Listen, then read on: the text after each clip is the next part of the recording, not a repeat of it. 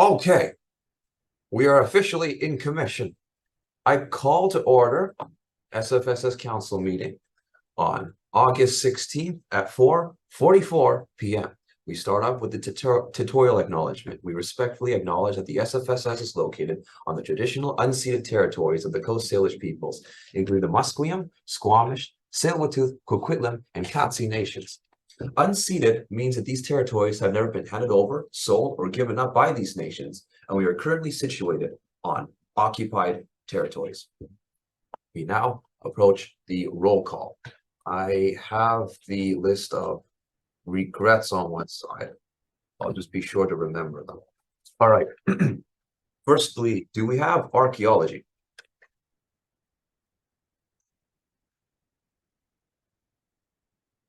There is no archaeology. Do we have environmental student union?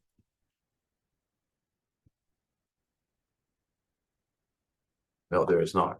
Behavioral neuroscience? Biology? No biology. Do we have BPK? Hi everyone, name is Jovan, he, him, and all of my access needs are met. Thank you. Yes, I saw move on. Cogsci?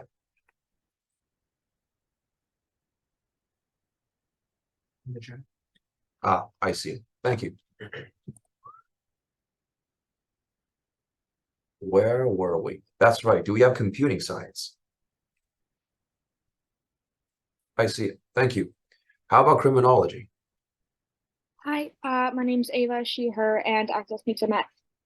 Thank you very much. Do we have data science? Hi, my name's Jennifer, pronouns she, her, and all my access needs are met. Understood. Thank you very much. How about earth science? There is. Oh, never mind. I see it. Thank you very much. Economics?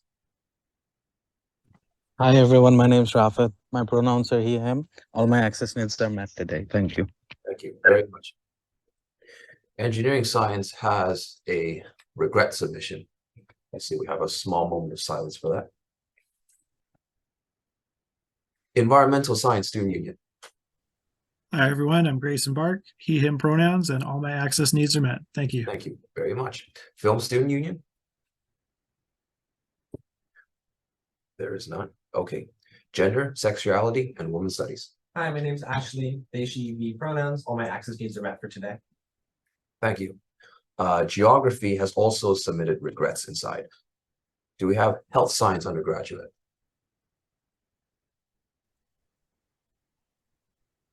There seems to be no health science. They're in the meeting. What? They're in the meeting. Oh, they're in the meeting. You know what? They will give the intro whenever they are ready. Do we have history?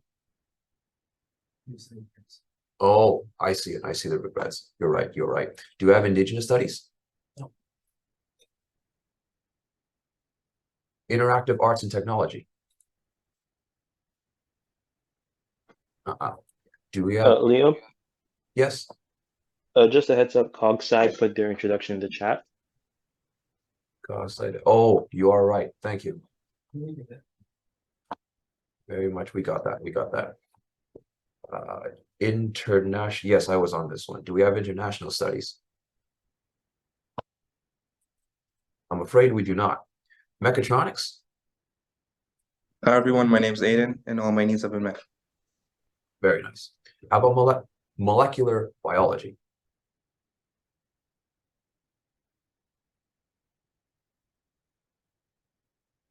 Hi, my name is Sam. My pronouns are he, him, and all my access needs are met. Thank you. Yes, that is right. And then philosophy has submitted regrets. So political science? I see poli-sci.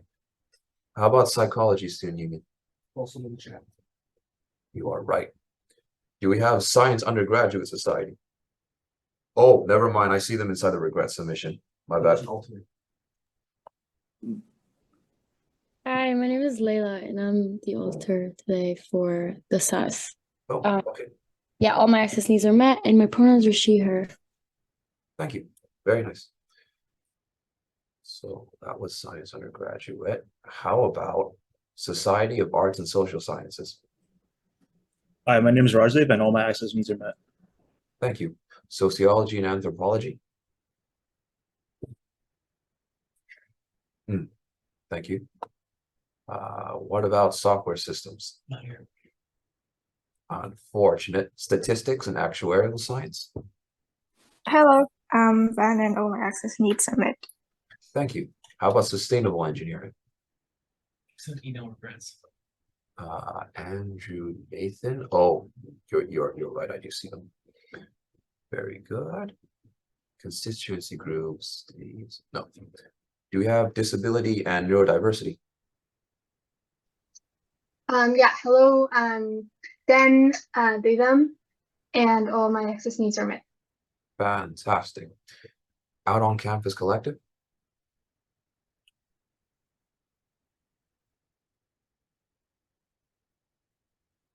I hear nothing. Do we have students of Caribbean, African ancestry?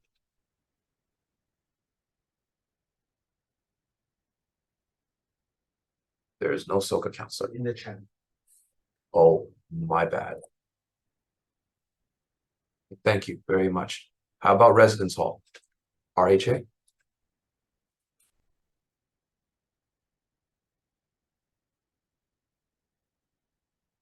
This I do not see anywhere. We will move on to TSSU counselor.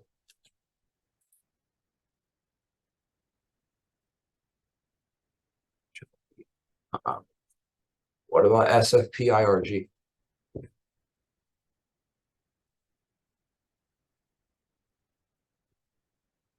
This is also a blank shot. All right, then.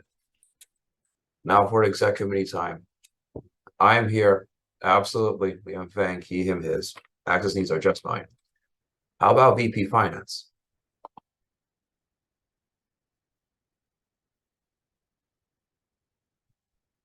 Oh, right. That's right. VP University. Thomas should also not be here as well. Makes sense. VP External. Hi, everyone. My name is Nancy, pronouns she, her, and all my access needs are met. Wonderful. VP Equity.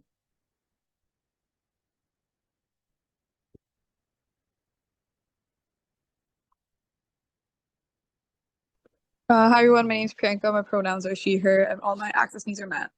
Thank you very much. How about VP Events?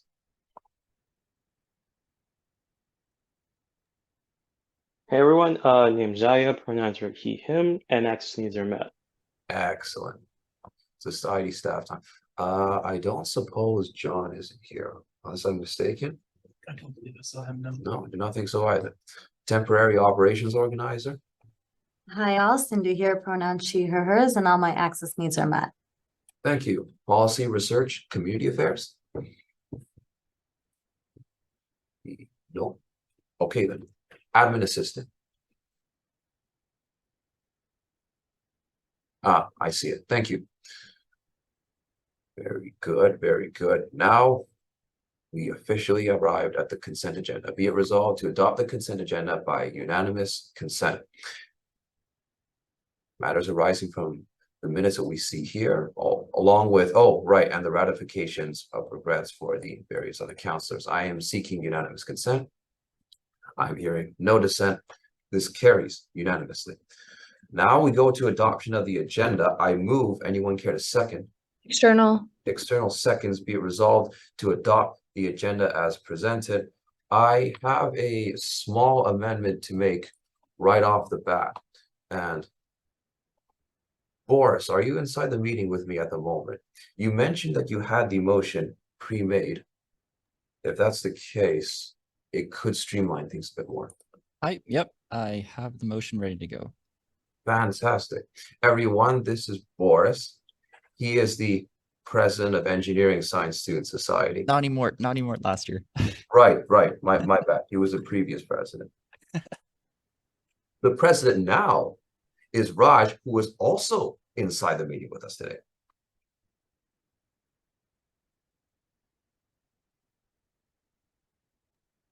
I don't think Raj is here today. You will be here. If not in our hearts.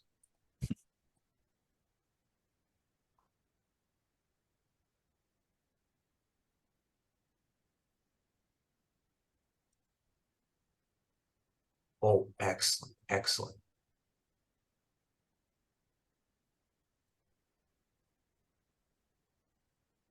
Oh, Matt Morris, you DM this thing. I will put it here.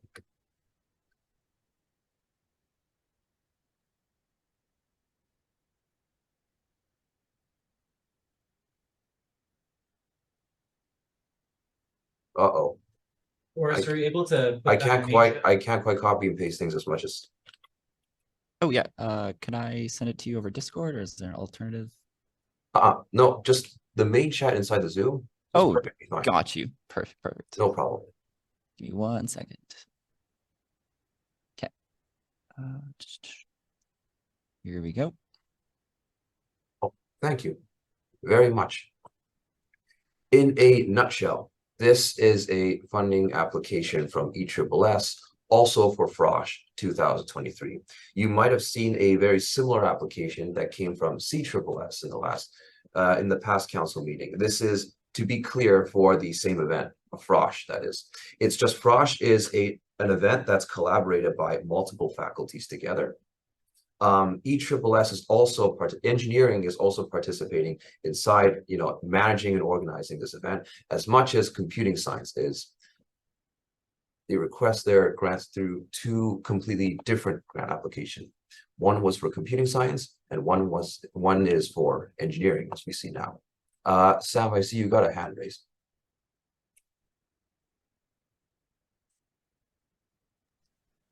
Oh, it's just for my list later it's just my list in the chat. Oh, I see. Okay then. We have to vote on this before we go back to his list. Don't we have a discussion first? Yeah, but his list was one before. Oh, the one before? Then this is my bad then. I did not know. All right then. Let's get this thing out of the way first. This is just for the adoption of the amendment. So I move. Would anyone care to second? Mechatronics. Thank you very much. So Discussion, then unanimous consent. Nah, I feel like we're good for discussion. I'm seeking unanimous consent to adopt this amendment. There is no dissent. This amendment is adopted. And so, yeah, now we can go with Sam's list. Thank you for your patience.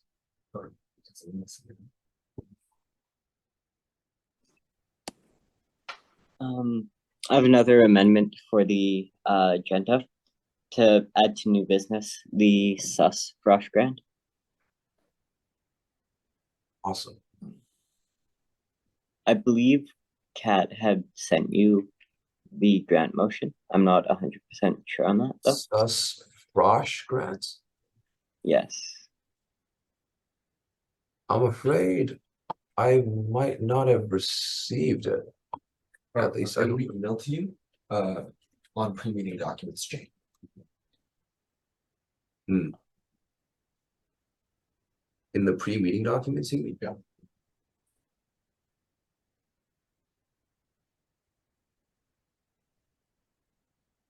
You have it on you at the moment. All right, yeah.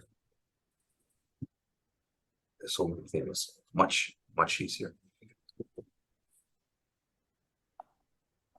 That's SUS one, right? Yeah, the main idea is to simply put it inside the Zoom chat. There's no title to the motion, but otherwise here it is. The title itself should be pretty streamlined enough. It's for the SUS FROSH grant application. Yep. Or funding for SUS FROSH 2023, similar to the other one. Oh, thank you. Thank you very much. Whoa, 10 grand. And this one, I'm assuming Sam moves. I will second it. Seeking unanimous consent. I see no dissent. This amendment is also adopted. Okay then. There is, yes, Nancy, I see you also got a list.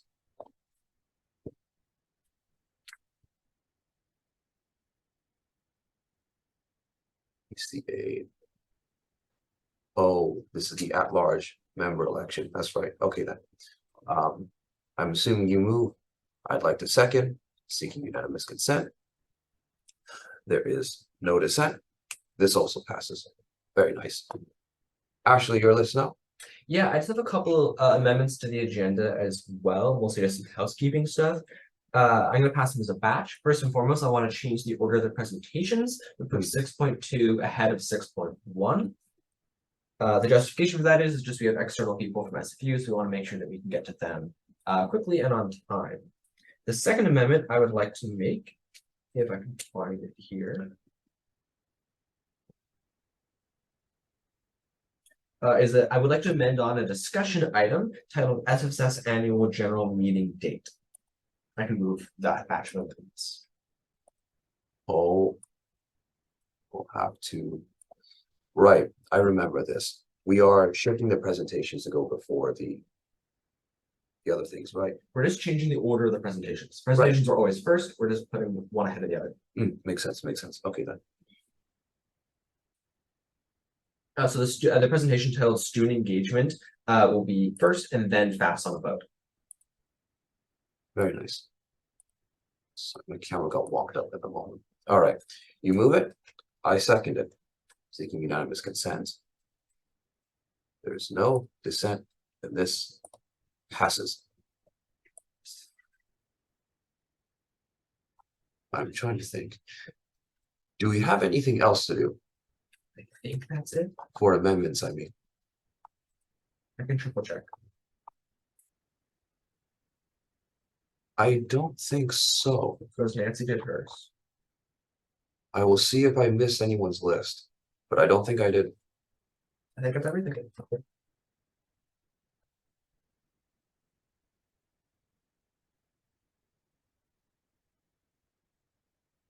Okay, all right then. Then I think I'm gonna go seek unanimous consent to adopt the agenda as amended. I am seeing no dissent. Our agenda has officially been amended. Oh, hold on. I see you got a list inside. Yeah, I just wanted to amend on the presentation for the Diwali event. Oh, wait, the Diwali one is not on this one? Yeah, I just realized that. You are right, it's not on this one. Uh-oh. I thought it would carry over from the previous meeting since it was on that one. So the motion should be on the previous meeting minutes for an old business item as well. Yikes. Right. You are right. That's fine. I So thought it what would've he's been doing is two. just moving to suspend the rules to add these on. It's just 2/3 majority vote. I totally get it. Nancy or Io, do you have to have a copy of the thing? The text, I mean. I can look for it. Worst case scenario, we retype it up by hand. It is not going to be a very large one. Sure.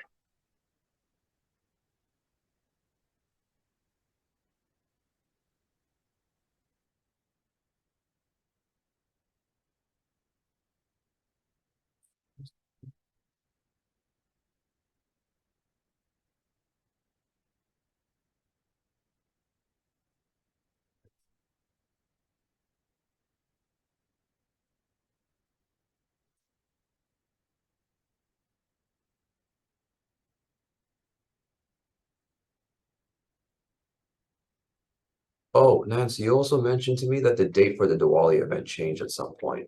Do we know what the settled date is now? Yeah, it's updated in the presentation. So it'll be good. It used to be on the 10th, but then we moved it a week up. Fair enough. I'm just talking about, like, you know, putting in the motion inside the chat. That's all. November 3rd. Very far away.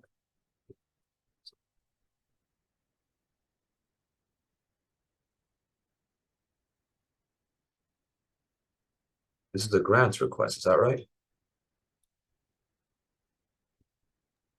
Yes.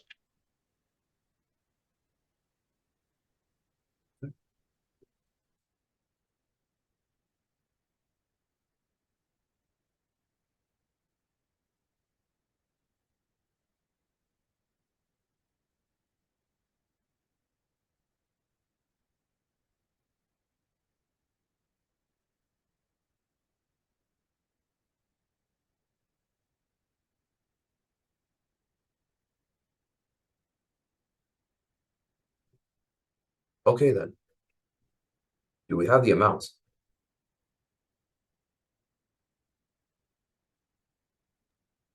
$20,500. Thank you. Be it resolved. Don't mean to be extra picky, but do we have the line item as well? Large events budget. You said 23,500? 20,500. My bad. Also, could you include the clause where 2,500 was approved in exec? Be resolved to allocate. Good. As was previously. You said approved in exec? I don't think so. This is too large for that. No, the deposit was approved at exec. It was 2,500. 2,000. Yeah.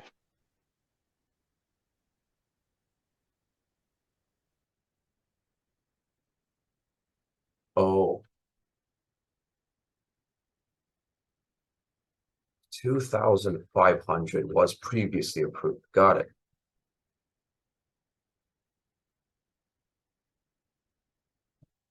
So you mean like this?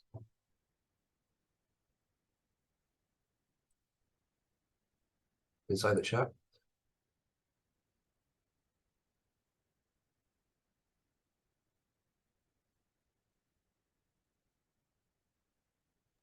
Yeah, that works. Until we have something better, this will have to work. I'm seeking unanimous consent to adopt this one onto the agenda. There is no dissent. This passes. Thank you kindly. All right. Now that we've got everything. I think Sam suspend the rules. Oh, my bad. Sam, I see you got a list. Yes, Sus has a presentation as well to go with the motion to add to the agenda. Can I add that in as the, can I motion to suspend the rules and add that in as the final? This is just adding a presentation, is that right? Yep.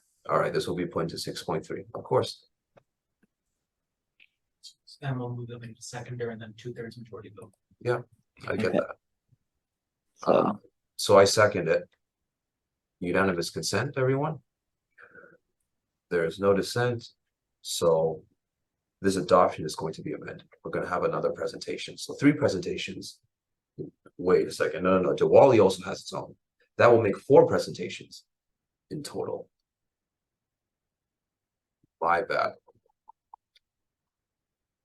Engineering for Frosh should have. Does it have one? No, I don't think so. No, I think it's just a motion. That means I was right before. 4 presentations in total. With that being said, I am seeking unanimous consent to now adopt the agenda as amended. I see no dissent. Now we can get right to it. Ashley mentioned that the presentation order has been reformatted. There's one presentation that's going before the other ones. Yep. Right? Yep. 6.2 student engagement and retention. Got it. Understood. Oh, I see a method. RHA going to student engagement and retention submitted by IO VP events. Okay. Let's get this thing on the road. Annette, do you have share screen privileges at the moment?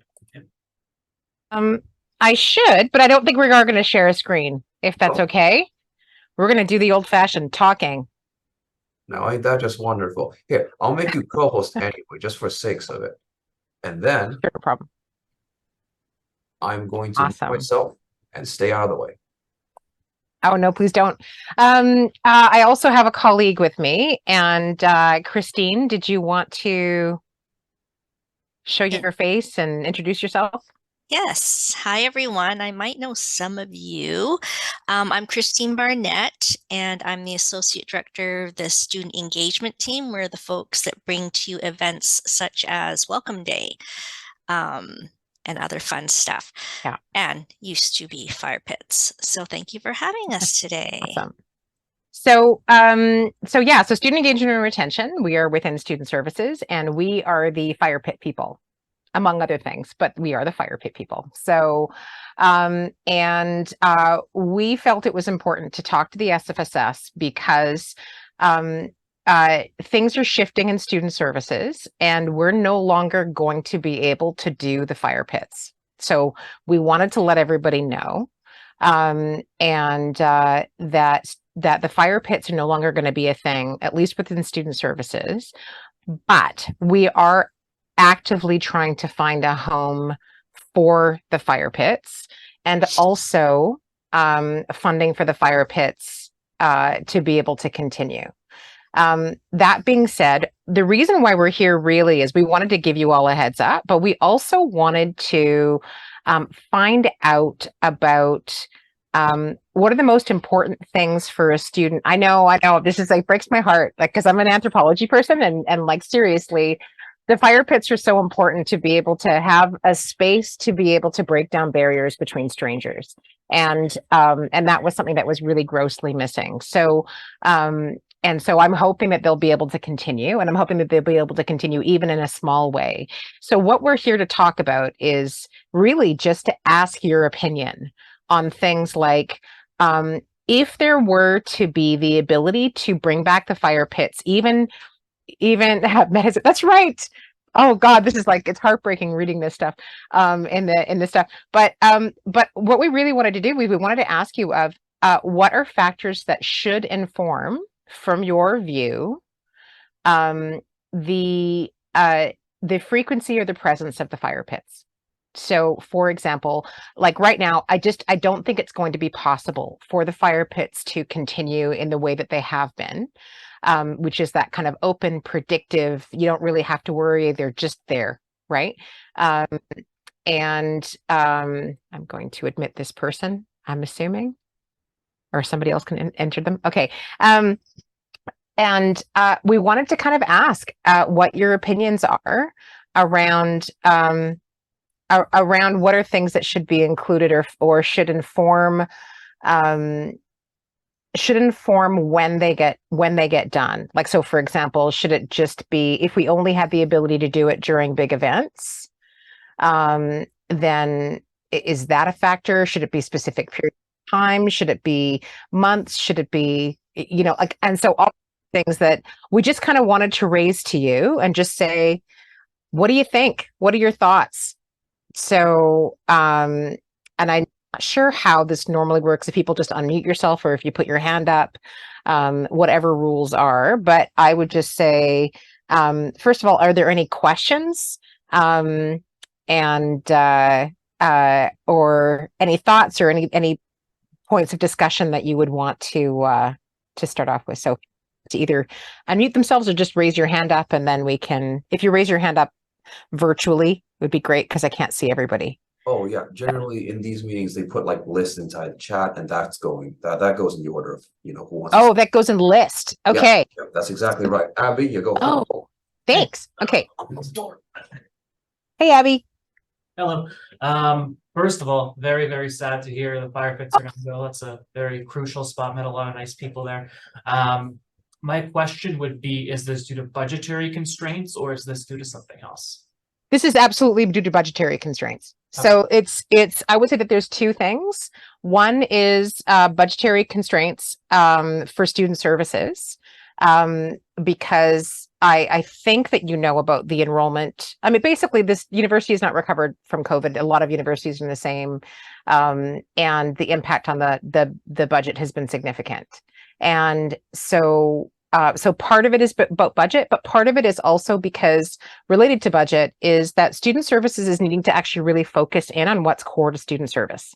And I'm going to tell you this right now, that if student services has to make a decision on whether to fund a fire pit or a counselor, we're going to fund a counselor. Right? Like, because that's kind of our core business. Now, it doesn't mean that the university doesn't want or need or can't fund it. And this is where I think that we're not giving up hope. We think that there will be something. It might be a temporary change. It might be a diminish while we actually work on other things. The university can work on other ways of raising the money or getting the money to be able to do it. But yes, financial is definitely a consideration.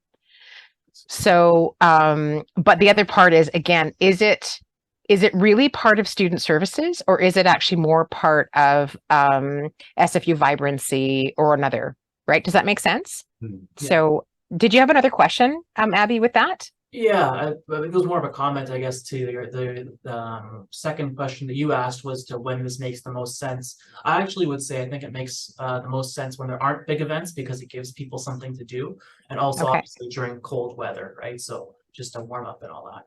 Okay, so I'm asking, so Christine, you're taking down notes because you're awesome. Thank you, because I can't multitask and talk at the same time and take notes. But okay, great. So you're basically saying the opposite. So the interesting thing is that we have actually, with events that happen in Convo, because it also becomes, is it a large event or is it a small event? Because part of what's been reported about it is the fact that the fire pits actually function much like Games Lounge in Surrey to provide a bit of a halo effect. And that halo effect is it amplifies whatever is in Convocation Mall, right? So it makes it a lot easier and also actually a lot more affordable for the area, for the events that are happening within Convocation Mall to be able to piggyback on top of the fire pits. Does that make sense? Now, that being said, if it's a big enough event, it doesn't actually need fire pits. You totally get it, right? And so does anybody else have any thoughts on like just picking up on what Abby, so there's who's next in list? Abby was the only list. So Only list. I got Okay. a small question though. Could you provide like a rough estimate of how much the fire pits cost to maintain, like say for an entire year?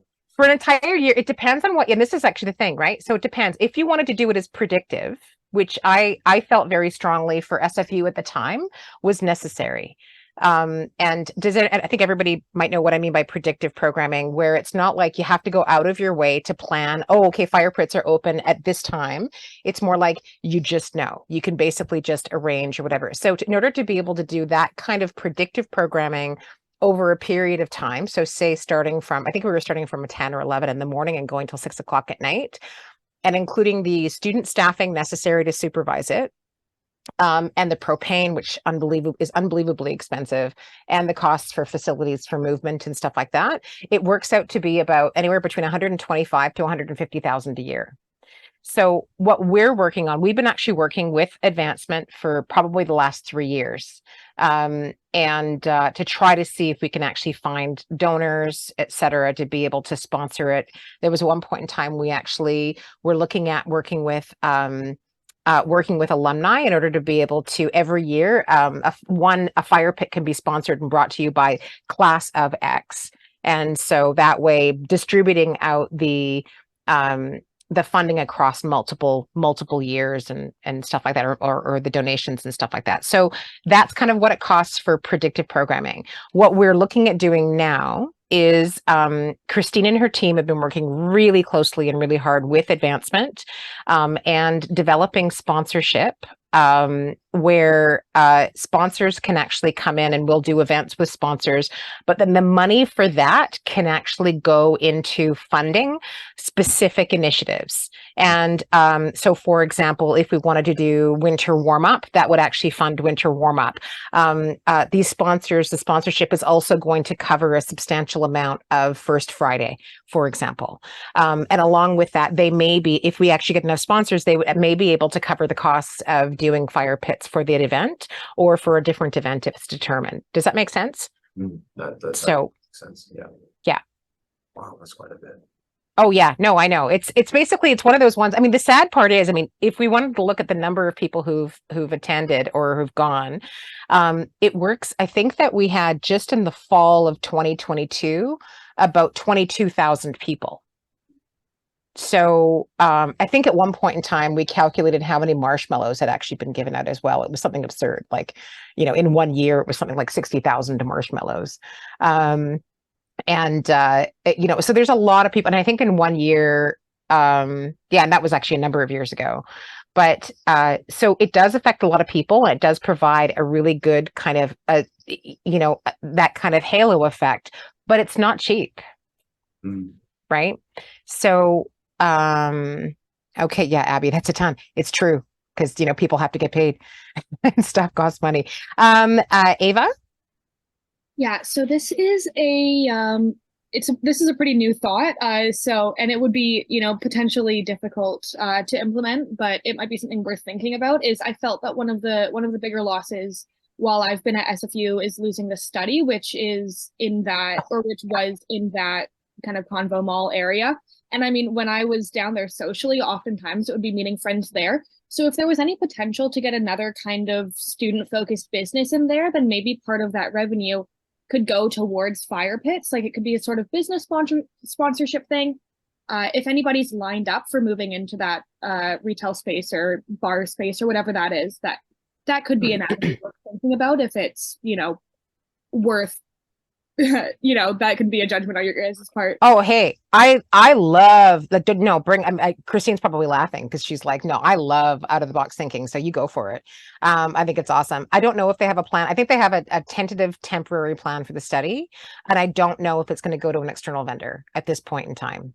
But I'm hoping, fingers crossed. I really am hoping that they're going to either create a working group or something that can actually talk about the feasibility of doing different things with the study, but they may have already done that. But yeah, no, I get it. Like the loss of the study and the loss of that kind of space it's super impactful. Yeah. So all of this being said as well, I want to just also go on record that this is the fire pits. Games Lounge in Surrey are still sticking around, and Games Lounge in Surrey is also our unit. So that is actually continuing. But it's the fire pits that if they continue, when they continue, they're going to look different. So. I see. Okay. Just to be clear, will these fire pits be removed completely, or for large events here and there, they're still going to be present? It's just on a predictable basis, that's all. Currently, not a predictable basis, but we have had agreement from SFU Vibrancy to take on the running of the fire pits occasionally when there is an event. And that's so far all we have, because it's also the administration of it, right? Like it's as you can imagine, it's an interesting, it's a really great thing to administer. And our unit will still be working on events in that space, or just engagement events in general. But our relationship with the fire pits will be a bit different. Like we're going to basically hand off a playbook and most likely engage like SFU Vibrancy and Max with getting fire pits in for events, but they'll be run differently. But yeah, at this point in time, it's the removal of the predictive at this point. Okay. MVB Sam, you got a list? Do I have a list? Oh, okay, Sam. Yes, I have two questions. One's just a little bit more of a, like, I know we're talking about fire pits specifically, but can you give a bit of an example, like the other stuff you're on? I'm just like trying to figure out how to frame what you guys do in reference to the overall SFU experience. Like okay, everything. What do we do? Oh, what do we do? That's a good question. I'm trying to think about what part of it, because our unit does quite a bit. So our unit runs Welcome Day, and we coordinate with all the faculties and partner with the faculties on Welcome Day. We also coordinate and oversee Month of Welcome. But again, it's not what we do in our unit. Very little is owned outright. We do a lot of stuff in collaboration.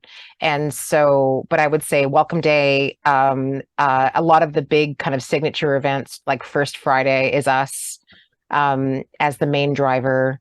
We also are the ones that we're also the ones that do university prep and SFU 101. So new student transition into the institution, but again, that's also in collaboration with all the faculties and other units within student services and beyond. We also do engagement. And so things like First Friday, things like winter warm up, Games Lounge are some examples. We have also partnered with the SFSS on occasion. I know that Christine, maybe you want to talk a bit about some of what those partnerships and stuff have been, but Christine, do you mind? Yeah, and do you want me to do like a little brief list? I'm just taking from our big overall sheet, our programming and staffing sheet. I can put a mini list of the stuff that we do. like the names of things? Sure. Yeah. Okay, I can do that in a second. Yeah. Yeah, so we work very closely with SFSS, usually with DIPD and IU for any events. So we usually collaborate timing of events. We helped with the last Summer Fest. SFSS is sponsoring movie night on First Friday. They usually do that. We typically will host the movie nights in terms of the staffing, whatever, but SFSS is usually helping with the costs, and you guys have the movie licensing and all that. What else are we doing? Yeah, we meet like every couple of weeks with SFSS just to see what they're doing, what we're doing, and how we can collaborate. Yeah. I would say beyond the engagement front, our unit also, we also oversee and administer the co-curricular record. So for all of you that have that on your co-curricular records or any kind of activity, because I believe probably either being in council or I know being part of the SFSS is actually on the CCR. So we administer that. We also oversee peer education and support peer mentorship. We also do quite a bit of work to support the onboarding and the training of student leaders in the non-SFSS capacities. And we also in our unit also do academic advising and support of students that are in distress.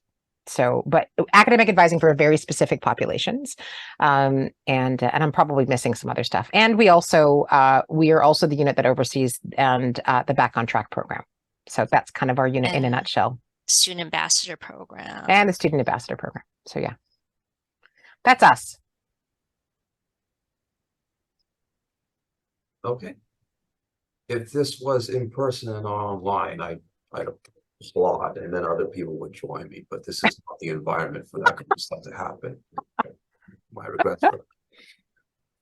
So all of this is really just, we wanted to just have the chance to float this up to you and also recognize that sometimes folks are going to need time and that ideas can come out, but even in things in conversation or whatever, if you have any ideas or things that should inform, and we've kept note of some of the things that you've articulated so far, but let us know, because it would be a real shame to actually see something like this go, but at the same time, we're totally open to maybe it just needs to be done differently.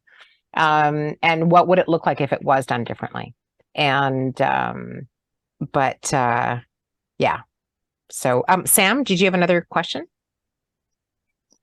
Yes. Okay.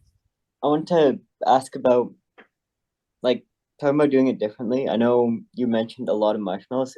The food, will it also have an additional cost as well as staffing cost associated? Is it something where in the winter months it would make more sense to have the fire pits running without marshmallows? So there's again, I'm not sure. I'm an anthropology geek, right? So anthro and soc. So we actually had a moment in time where we didn't offer marshmallows. And the thing is, the fire pits are pointless without the marshmallows. So the marshmallows are actually what break the marshmallows. Okay, and I'm just going to be this stupid. This is it. Marshmallows are stupid and safe. They are a really absurd way of breaking down barriers between strangers.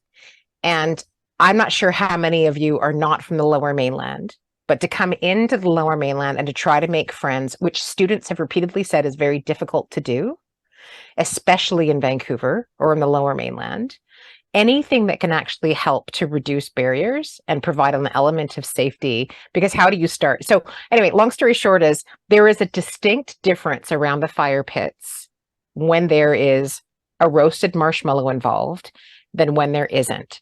There was a brief period of time, I think it was maybe about a month or a month and a half, where they decided to not do the marshmallows. They thought, well, let's just save money. We won't do the marshmallows. There was zero animation. Hardly anybody went, because you'd go and warm up and you'd leave, but you would have no reason to connect to a stranger. And so, I mean, because how many of you have actually roasted a marshmallow or not roasted a marshmallow? Like, there is something really stupidly absurd that breaks down barriers just with that one action, because some people know how to do it, some people don't know how to do it. There's an educational capacity. You can talk about something like about burning sugar, and it allows an entry point for communication in an environment which is really, really difficult to do. So so yeah, it's possible, but then it just becomes about people being warm versus people connecting. So, but I would actually welcome if we were to remove that, what are other things that could work that don't involve food? Although the students have repeatedly, we have all of our assessment, which we're also happy to share as well. Which basically just says, you know, marshmallows are needed. It's 100% you need it. You know, that they're actually really, I think students are really upset when we got rid of s'mores for some reason. You know, there was a, yeah. Yeah, it's just, it's really, really interesting if you actually were to observe the behavior of people when there's marshmallows versus not marshmallows. It's actually fascinating. So anyway, thanks for that question and thanks for that suggestion though. And I think that it's something that, again, we could look at it. If there was something else that actually were to help make those connections, we would absolutely be looking at. They'd be really open to helping that happen. Any other questions at all? Okay, so yeah, so these are some of the things that we do in our unit. Thank you kindly. I don't think there are any further lists. Okay. So the chat. So I guess I'll just say, I'm just speaking for myself personally, not speaking on behalf of anyone else. I would absolutely love the fire pits to stay. I would love to go out of my way to do whatever I can to preserve them in any way or form. Predictability for the fireplaces, best case scenario. But I definitely do not want to wipe them out completely. It's one of those things where, in my opinion, it sort of defines the SFU Burnaby campus. Like I say Burnaby campus, at SFU, you only think of a few things. You think, well, some people think of a prison, but then you also think of the koi pond, and then you also think of the fire pits. It's just these big three. Yeah. No, it's really important. And I really appreciate you saying that. And again, I do feel very, very strongly about the impact that spaces like that help to reduce barriers between strangers when it's, let's face it, the entire infrastructure of Burnaby Mountain was, you know, like, God bless, you know, Arthur Erickson, although I think I'd probably be lambasted if people, the Ericksonian Society kind of heard me talk about this, but he specifically created a university, or he specifically created, his original design was about interdisciplinarity. And so with that, he designed a university that broke down and did not allow for community spaces. So, so we are working against this really beautiful, amazing architecture that in its original design did not include gathering spaces for it did not really include gathering spaces. They were really big, they were really kind of, you know, but it didn't really, so it works against community in some way, in my view. So I'd welcome hearing anything, or if you have any suggestions or anything like that, you can contact Christine, you can contact me. And you will still see them. They just will look a little different and rare, unless we basically kind of can look at something, something a bit different. Okay, I see. Great. So that's it. So thank you so much for allowing us this time and the ability to kind of talk your ear off for a little bit. So anyway, Thank you for the feedback, everyone. I will carry this to the team. Awesome. So we'll head out now. So bye. Bye. Have a great meeting. Have a great meeting. Okay. Glad it's done. It's done. Very good. That's 6.2 in a nutshell.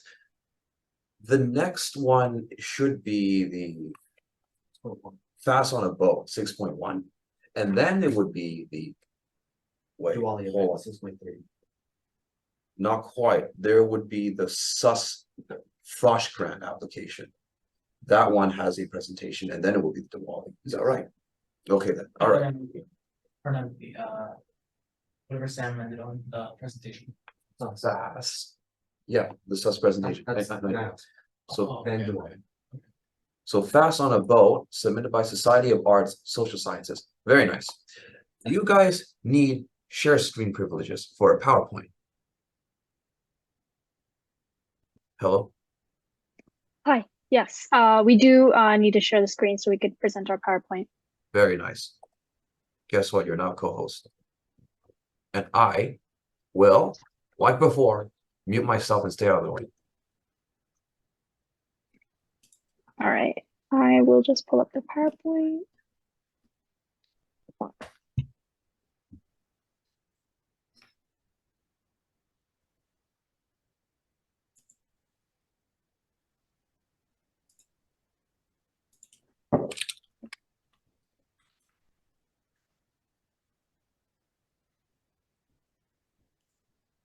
All right, can everybody see that? I just want to make sure that this is appearing on people's screens right now. Yep, it is appearing. Okay, perfect. Thank you so much. All right, so we're here to present Fast Frenzy 2023. This is the boat party that we're hosting, and it's presented by the Society of Arts and Social Sciences, otherwise known as SAS. So today presenting our PowerPoint is myself. I'm Mary. I'm the president for the Society of Arts and Social Sciences. And with me today, I have Gershon. He's our VP Student Life. And I'm going to start out with a territorial acknowledgement. So SAS respectfully acknowledges that the land on which we gather is the traditional territories of the Coast Salish people, including the Tsleil-Waututh, Coquitlam, Squamish, and Musqueam nations. May this serve as a reminder that these lands were never ceded to the Canadian government. And to go over the table of contents briefly, we're going to start out by having an event breakdown. So we're just kind of going to break down all the details of the events before moving on to like a finance summary. So we're going to go over the estimated costs for our event.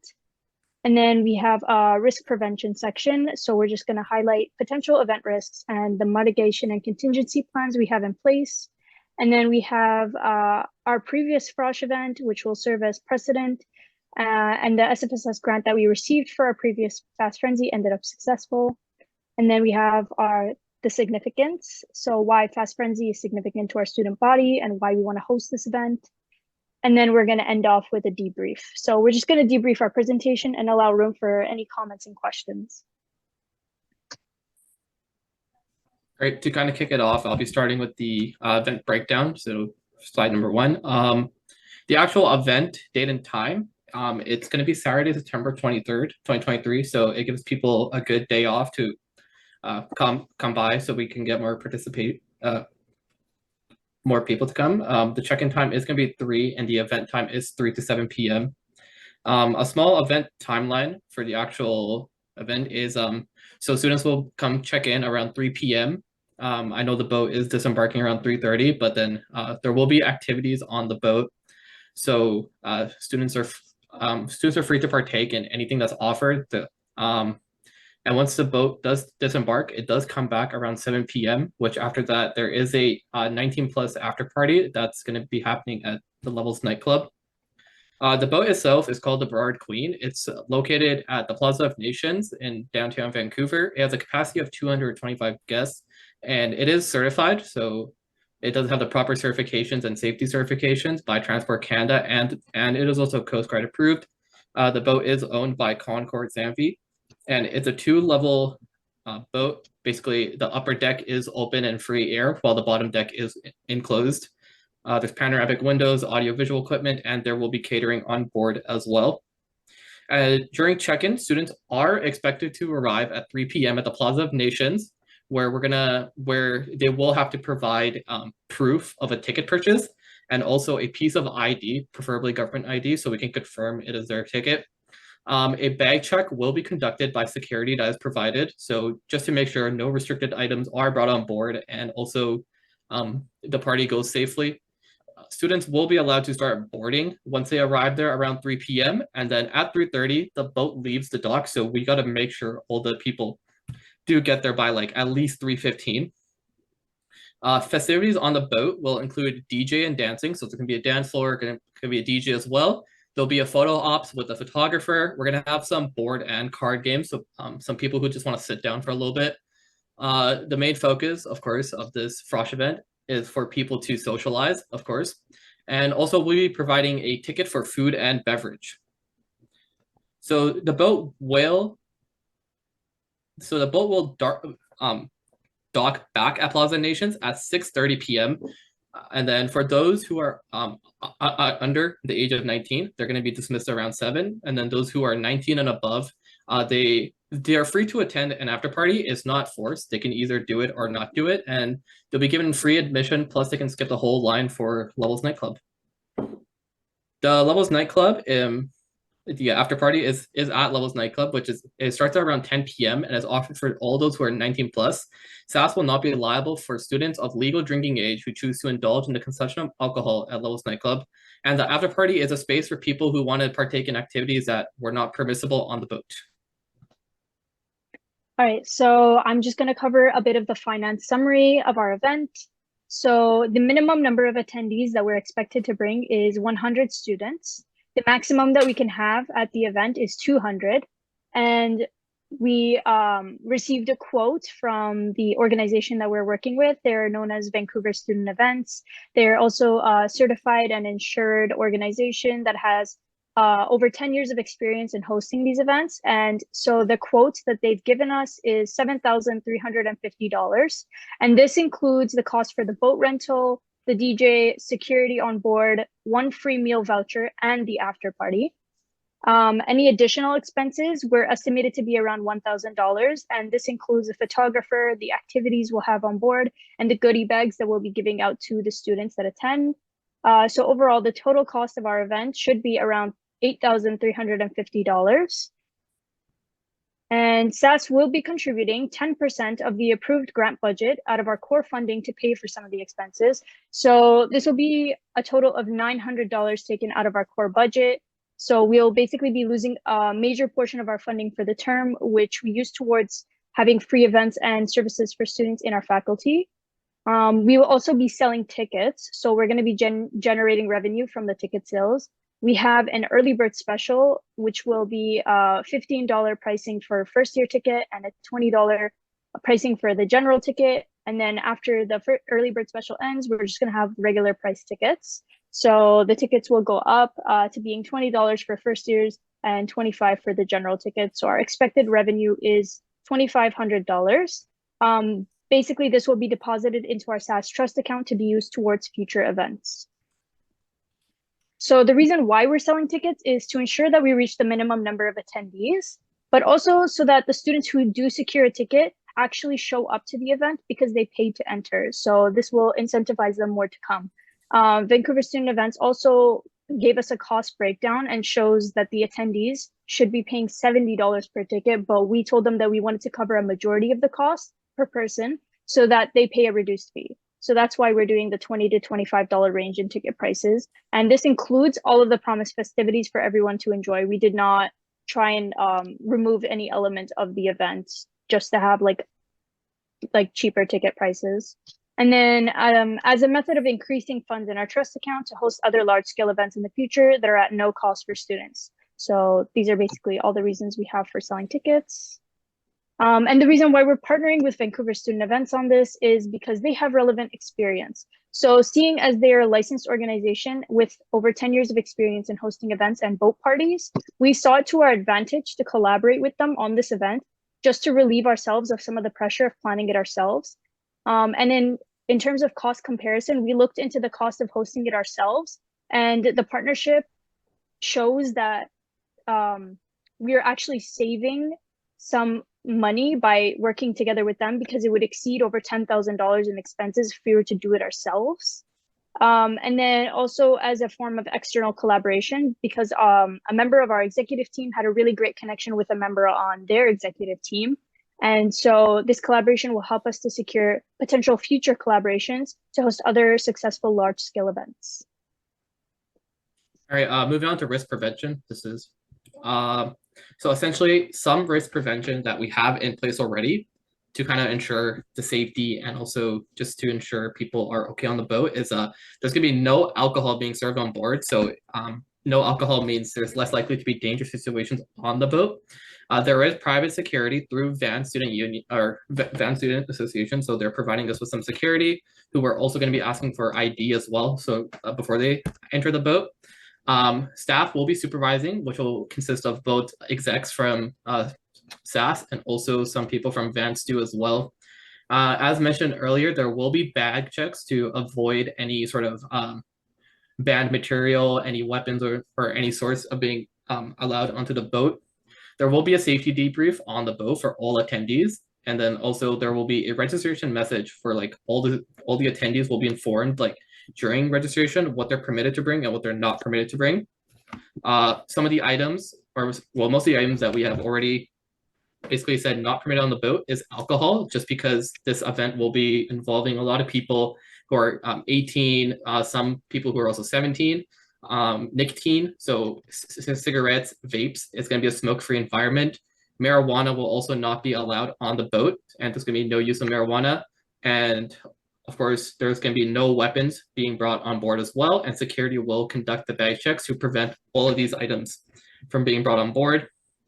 Some of the more common risk factors for such an event is being on the water. So essentially there will be a safety debrief and all the attendees will be informed where safety equipment is, like life jackets and rings as well. Seasickness is one of the big things that a lot of people don't really know that they have before going on a boat if they've never been on one. But there are washrooms on board and there will be first aid attendants. And in case of altercations or injury, security and first aid attendants are provided. All right, so now I'm going to just kind of go over our previous Frosh event. So our previous Fast Frenzy, we had a grant request for $9,000. The total amount that we requested was the $9,000 to cover the expenses, and the approved amount was also $9,000.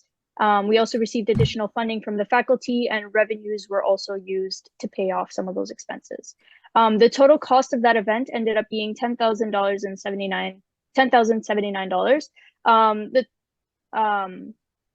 That was about $2,000 more than the current Fast Frenzy that we are planning to host. And so the number of attendees at the previous Frosh event, so there were 80 registered attendees who paid a $10 to $12 ticket fee. $10 was for the first years, $12 was for the general. The number of attendees that actually were present at the event was 60, and all those students had purchased tickets, yet most of the ones that had registered did not show up. And the event we had spent $10,000 on. So we're just comparing the cost from that frenzy to the current one. And we're just trying to show that we're hosting an event that has a capacity for 200 students. And we are required to bring a minimum of 100 students. So 100 students have to be there. And those students will also be paying $20 to $25 ticket prices, which will compel them to attend. And so the total amount that we're spending on this event is around $8,350, which is $2,000 less than the previous one. And the previous Fast Frenzy, however, was extremely successful in encouraging a large number of students to attend and get them to explore the university while also meeting new people and partaking in fun activities. We hope to achieve the same level of connection among students by hosting the current Fast Frenzy as a boat party, where the close quarters will provide a great opportunity for students to get to know one another while also enjoying an amazing view of the city they study in. So we aim to have a highly successful event as we previously did. All right, for the significance of this event, the ultimate goal of the Fast Frenzy Boat Edition is to provide a fun and enjoyable environment for students, especially those who are just arriving at SFU. Just like mentioned before in the people that were talking before us, how a lot of people talk about how SFU is a pretty quiet, dead school. We kind of want to break the stereotype by allowing people to kind of make friends in like a nice socialization situation outside of school events and stuff. We want to create an environment where people can make friends, they can interact with their fellow peers and just have an overall good time. We want to allow first year students to kind of engage with people in their faculty as well, to kind of make connections, to kind of make make a good connection with people in their student faculty. We want them to familiarize themselves with students in their faculty and also perhaps even some of the execs of their degrees through their student unions. We, of course, the priority of this event is going to be the first years coming in, but all FAST students are invited to come along and interact with each other. And just like I mentioned before, how a lot of people talk about SFU being a dead school, no student life, hard to make friends. We want to really break these stereotypes. All right, so now I just kind of want to go over the debrief of what we just talked about.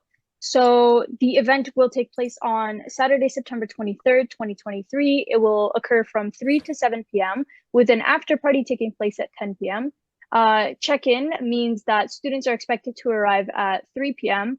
at the Plaza of Nations, where ID and bag checks will be conducted, and the boat will depart at 3:30 p.m. In terms of festivities, we're going to have the DJ and dance floor, photo ops, card and board games on board, socialization, and food and refreshments. And then for disembarking, the boat will arrive back at the Plaza of Nations at 6:30 p.m. and all students will be dismissed at 7. For those who are 19 plus and would like to continue the festivity, they are welcome to join the after party at levels starting at 10 p.m. And for the after party, it is optional. So it is only for those who are 19 plus, because we are not permitting a lot of activities on the boat. So this will give them the opportunity to partake in those outside of the boat. And SAS will not be held liable for any prospective risks associated with this portion of the event. So the finance expenses, with a minimum of 100 students required to be brought, the total cost for the boat will be $7,350 after tax. However, with a maximum of 200, and with previous Frosh events hitting the $100 goal, we feel like we could hit this mark easily. So any extra costs like the photographer, goodie bags are estimated to be about $1,000. And in total, this event is $8,350. So the reason for requesting a total of $9,000 for our grant is to ensure that any additional costs that may arise can easily be covered and handled with ease. And SAS contributions include a 10% amount of our approved grant budget. So this will come from our core funding. And the revenue from ticket sales will be estimated to be at $2,500. So in terms of risk prevention, so like risk preventions in place is obviously the no alcohol, bag checks, provided security, staff supervision, a safety debrief, and the registration message prior to attendance. And then what is not permitted on the boat includes alcohol, nicotine, marijuana, and weapons. So common risk factors and the plans we have for them. So being on the water, obviously, there will be a safety debrief. All attendees will be informed of where safety equipment is. For seasickness, there are washrooms on board. And for altercations, security and first aid attendance will be provided. So the previous Frosh, so we had received a grant of $9,000 from SFSS and additional funding from faculty and revenue. Total cost of that came down to $10,079. And $1,000 more than expected was from the faculty. So tickets were sold between $10 to $12. And comparing the costs, so our event is only $8,350. We will have a bigger capacity, a larger capacity for students to actually be in attendance this time. And it's $10,000 less than the previous Frosh. So out of the 80 that paid for the event, 60 showed up last time. And the Frosh was successful, however, in providing that great opportunity for students to meet one another and to socialize. And so we're just hoping that the Fast Frenzy on a boat will also do the same thing. Our ultimate goal is to provide a fun and enjoyable environment for students where they can make friends and communicate with other fellow students. So in terms of significances, this will allow first-year students to engage with one another. Priority is given to first-year students, which is why we're giving them a reduced ticket price compared to the general admission. And it's to eliminate stereotypes about SFU being a boring school. Thank you all for listening to our presentation. We'll now open the floor to any questions, comments, and concerns. And I will also stop sharing my screen.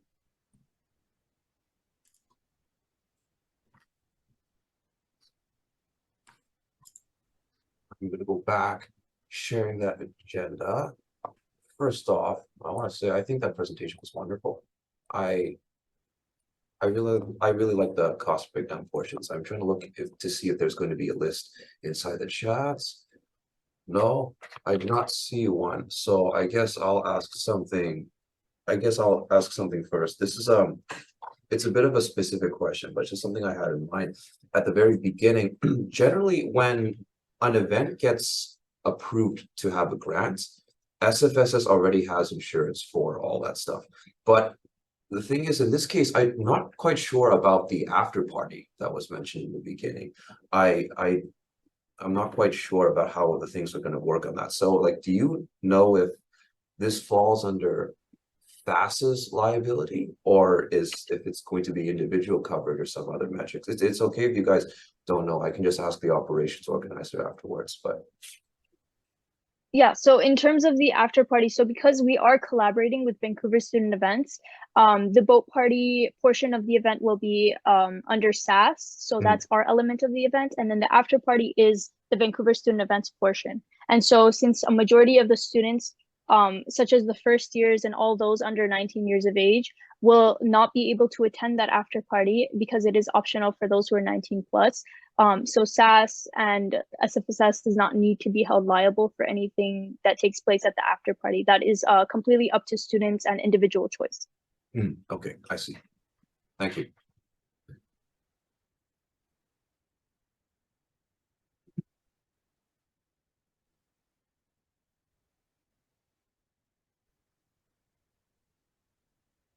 Anyone else?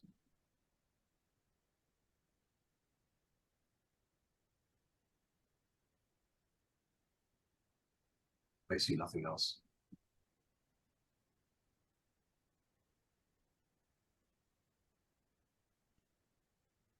Must mean the presentation was so thorough. There is no room for further inquiries. And for that, I applaud you guys sincerely.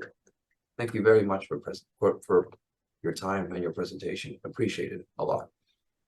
Thank you. Thank you.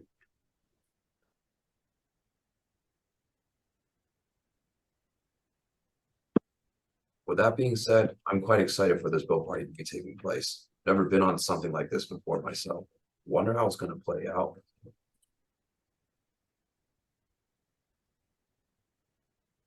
Which is that?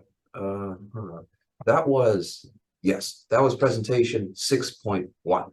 We now have the SUS Frosh grant application, if I recall. Yeah, this will be 6.3. Sam, are you going to be the one presenting this? Yes, I am. Very nice. Then you, I will make co-host. Thank you. Excellent. Okay. You now have the floor when you are ready. Sounds good. Give me a second to get it up on my screen.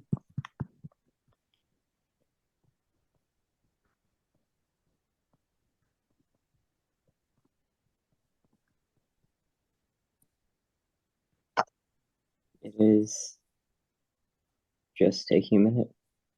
Things are not loading as fast as I would like them to.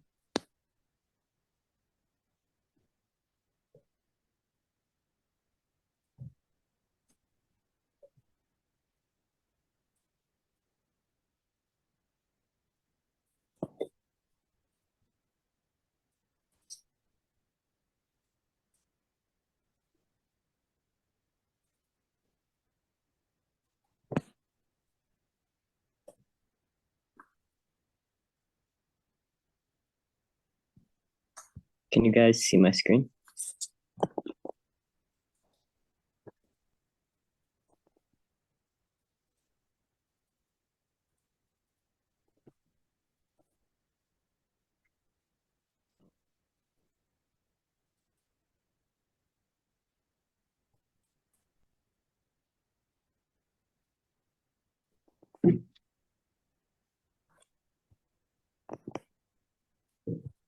Okay. Can you see my screen now? Yes, this is the backstage view of it. Ah, I apologize. Not at all. You can see I'm in science, not computer science. Not at all, my guy.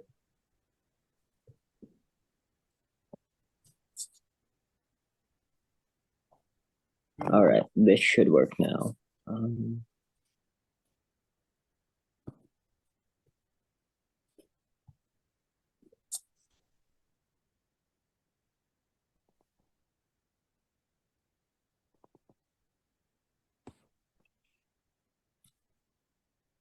Can you now see the flash?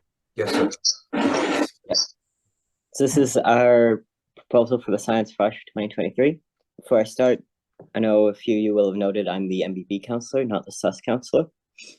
I'm also the SUS VP Academic and Student Affairs, and I would like to note before I start the presentation that this event is done in collaboration with MBB and 9 other departmental student unions. So, as well as the fact that I've gotten the full endorsement of my executive council of my student union to support this. So they'd have grounds to impeach me if I didn't vote in favor of this, just in case anyone was wondering for like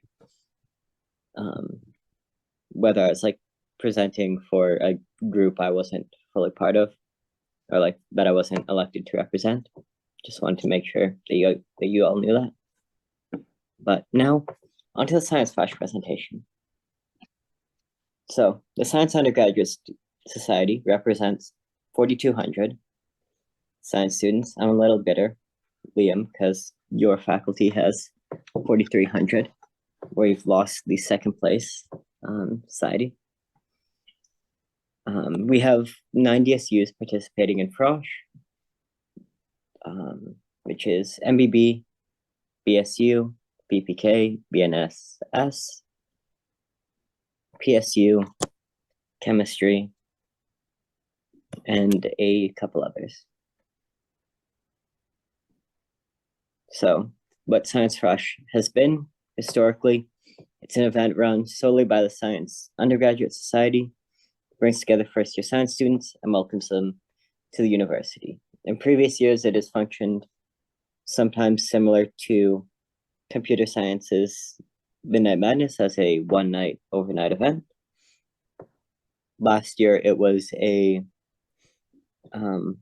all-day event on, I think, the second Sunday of September. This year, we're doing it as a collaboration between SUS and 9 departmental student unions. So, as our schedule, Monday, math, SASA, and SASA is stats and actuarial science is what they are, and data science are doing their Frosh event. We haven't yet got what they're doing confirmed, but they are doing an event that will cater towards students from those 3 departments. MBB and BSU on the Tuesday is doing a trivia night, along with food and a few other things to connect with their students. CSS, chemistry, and physics are doing a barbecue on the Wednesday, and BPKSA and BNSS are doing BPK 101, the flagship BPK Welcome to SFU, done in collaboration with SUS this year. And on Friday, the Science Undergraduate Society is doing our keynote event. The keynote is a dinner and get to know everyone generally in the faculty with games, karaoke, and a question period from senior students up in the SUS ballroom. There'll be more on the schedule later. So, the safety and accessibility, transportation, individuals will rely on their own transportation to attend Frosh. It's held at SFU and ends well before the last bus. The keynote event is held in the sub and the central gym. There will be accommodations for food restrictions, and all the other Frosh events are also being held up at SFU Burnaby. So there are no restrictions for accessibility or security, as those are all already provided by the university.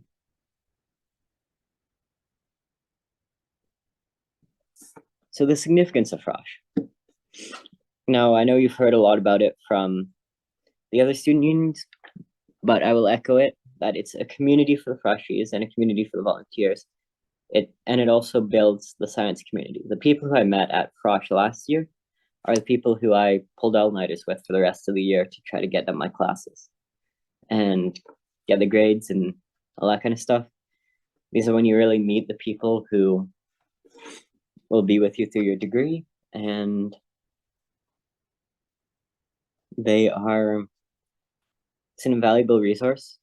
I remember the advice I received from my Frosh leaders has continued to guide me through what I'm doing, as they were like fourth year chemistry students who just were like, oh no, Professor Lesnov, he's gonna say that the first midterm's easy, but study and study and study. It's not easy. It's very hard. As it turns out, the class average was 47%. I am very lucky I studied really hard for that exam. I did not just believe him when he said it would be easy. That's the school advice portion, and we'll also be bringing in the Dean of Science to give a short speech at the keynote. I'll now pass you over to my colleague Layla to speak some more. Hi folks, and as mentioned, Friday night we're gonna be doing our SUS event ourselves, and it's a keynote. Right now you're like looking at our keynote schedule. We are planning on doing it in the sub ballroom, where we're expected to open the doors for every. I apologize. Oh, I muted myself by mistake. We're expecting students to just attend by 5:30. Hold on, I'm just gonna wait. Oh.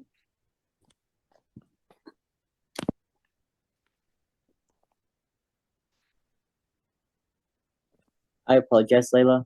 No, don't I have you some technical difficulties on my end. Don't you worry. I will get the presentation back up. Take your time.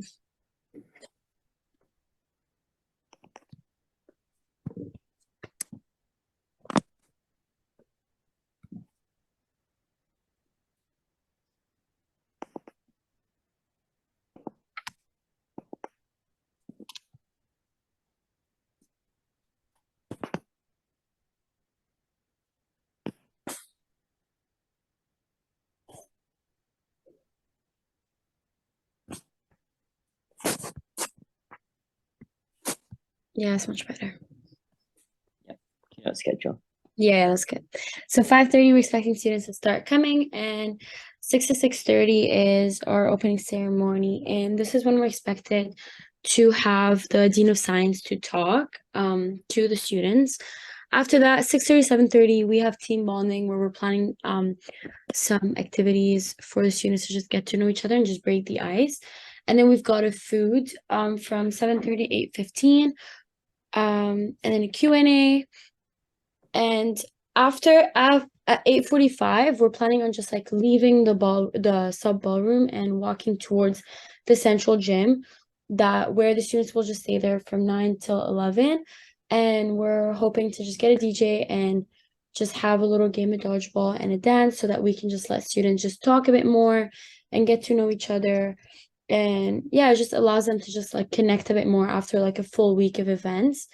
And we're just hoping to end our event by 11 to 11:30, which will give students enough time to go and take the bus home. So 11:30 would be far before the last bus, which gives off like enough time for everyone to just leave safely and get home. But yeah, that's for our schedule. The next slide, we're going to be showing the budget. We are hoping to get a grant of $10,914.45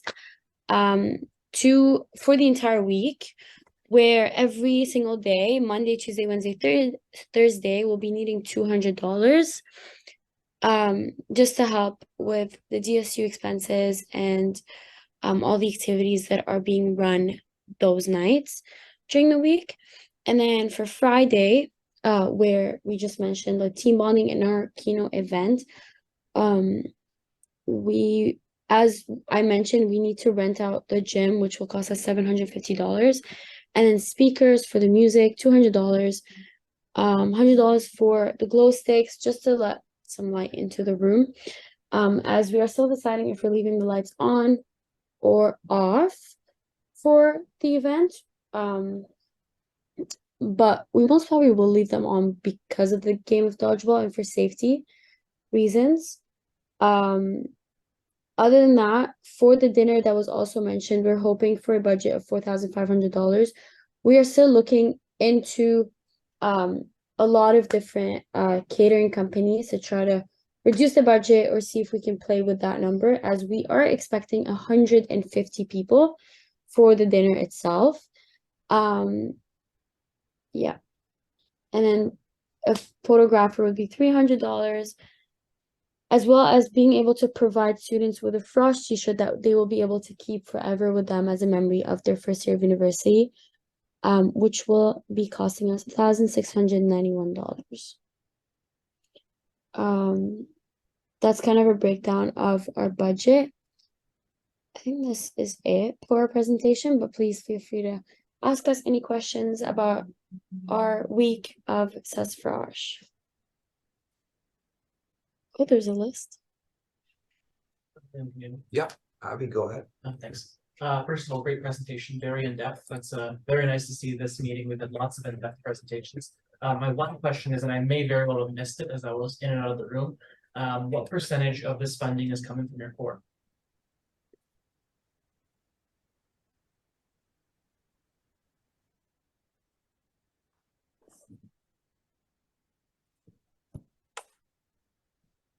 I can speak to that, Abby. Yes, please. It is the standard 10% of this funding is coming from our core. Wonderful. Thank you. I see.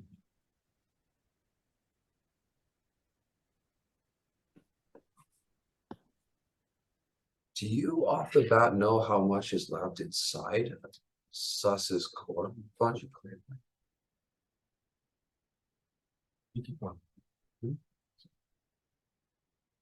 No, I know. I asked them. I'm just waiting for them.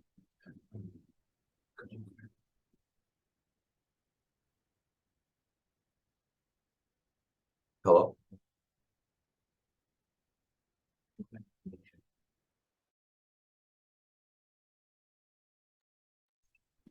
I do not know the number that's I do not know that number off the top of my head.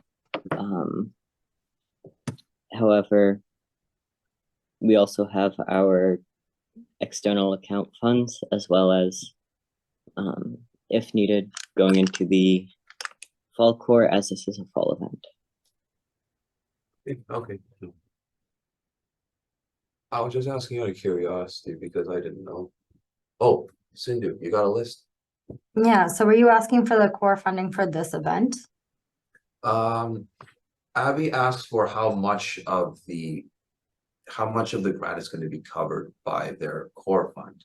And I also asked how much core amount do they have left inside? Okay, yeah, I can't speak to how much they have in total, but I can speak to the exact amount for this event.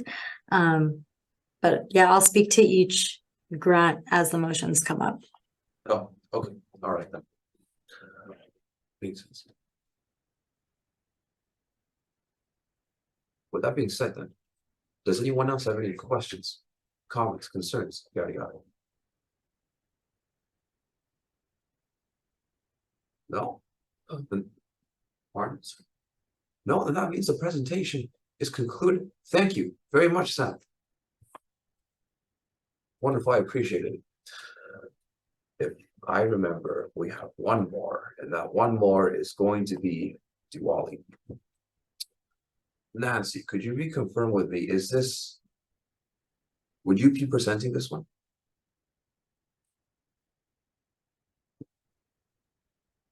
Hello? Is external here? Hey, yeah, no, I'm here. Liam, do you mind presenting this one? And I'll take questions. Are you sure? Yes, I'm 100% sure. You would really like me to present I would love it if you presented, Liam. It'd be the best thing ever. me, who has seen the entire PowerPoint a total of twice. That's such a lie. I presented You want me? times You're, because you're right. You're right. I saw it once. Twice is being generous. I rounded up. You want me to present? yes.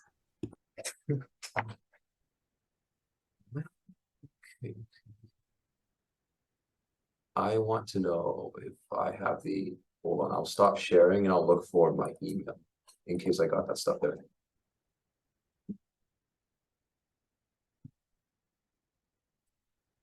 Wait, Io, did you send the PowerPoint to my personal email? No, I sent it to your, I shared it with you. With, you shared it. Yeah. I will look for it there then.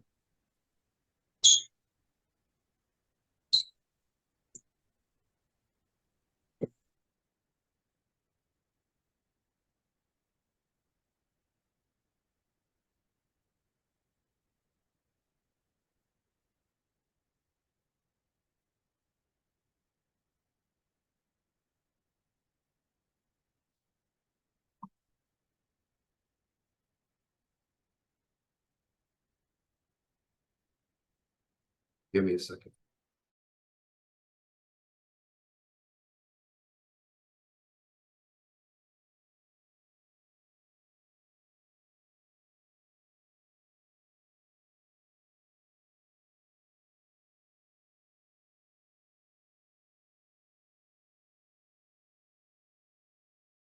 Okay. Can everyone see my screen at the moment? Excellent. The silence means approval. Now, wait, hold on. Let me find my presenter view. There you go.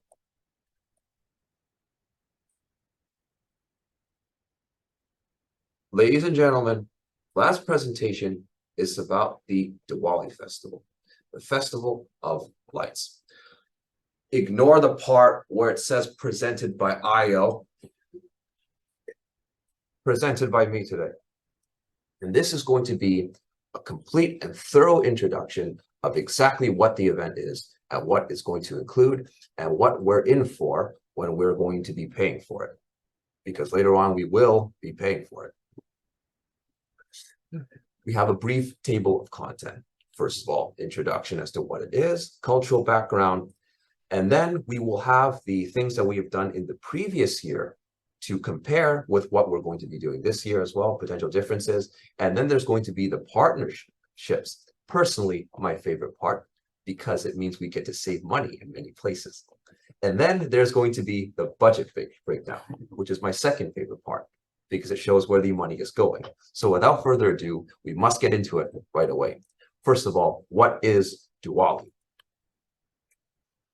Diwali is an event it's a holiday that's going to be celebrated all across India. See all these fires everywhere? That's where Diwali is all going to be celebrated. And India is full of Indian people. Nancy, Priyanka, Jadvinder, all of these three are all execs. They're all very much involved in the Diwali cultural celebration history. Would you hold it for a second? Thank you. It is a traditional Hindu celebration which revolves around the ancestral idea of good versus evil, dark versus light. It is a triumph of light over darkness, good over evil, knowledge over ignorance. It honors Rama and Sita. Full disclosure, I know neither of these people who escaped the hands of the demon king Ravana. I don't know who the demon king Ravana is either. Guy sounds like an asshole though. I'm glad they beat the guy. Very nice. And now that you have a full stack of knowledge of what it is. Oh, sorry, my bad.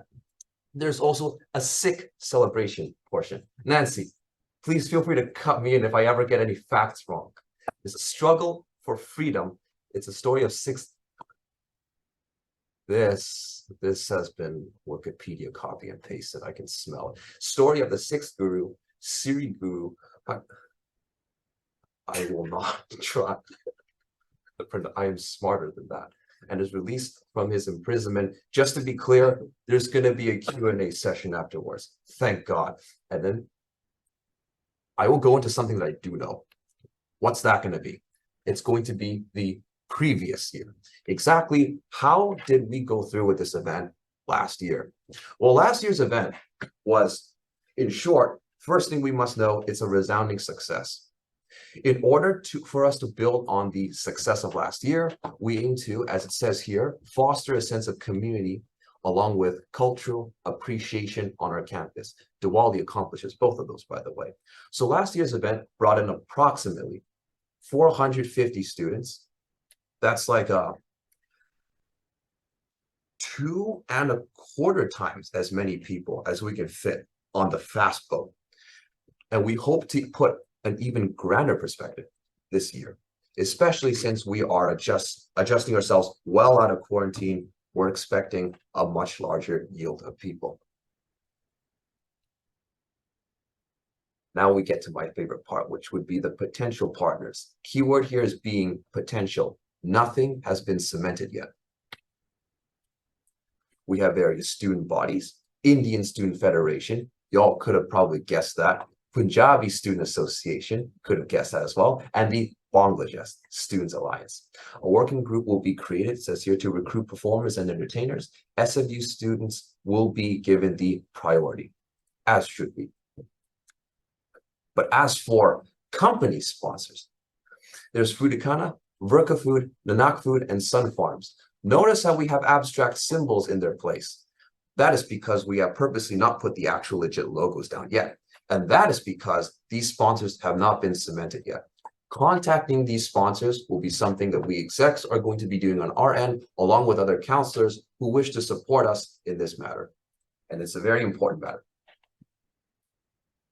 And now for the budget breakdown. Nancy, remind me, is this the correct date I'm looking at? Yes, it is.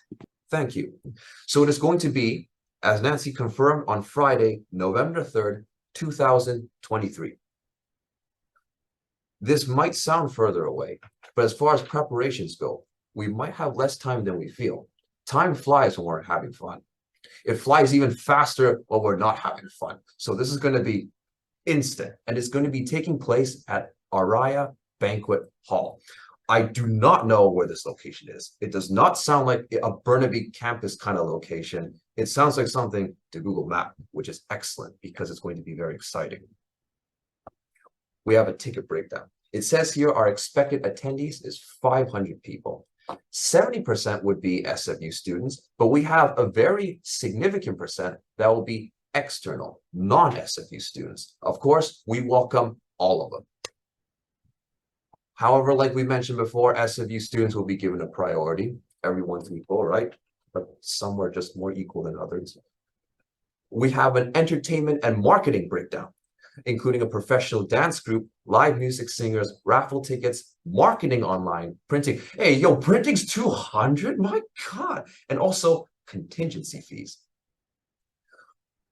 We can notice where majority of the costs are going to be going to the part where we're actually hiring people like dancers, singers, you know, contingencies, and etc.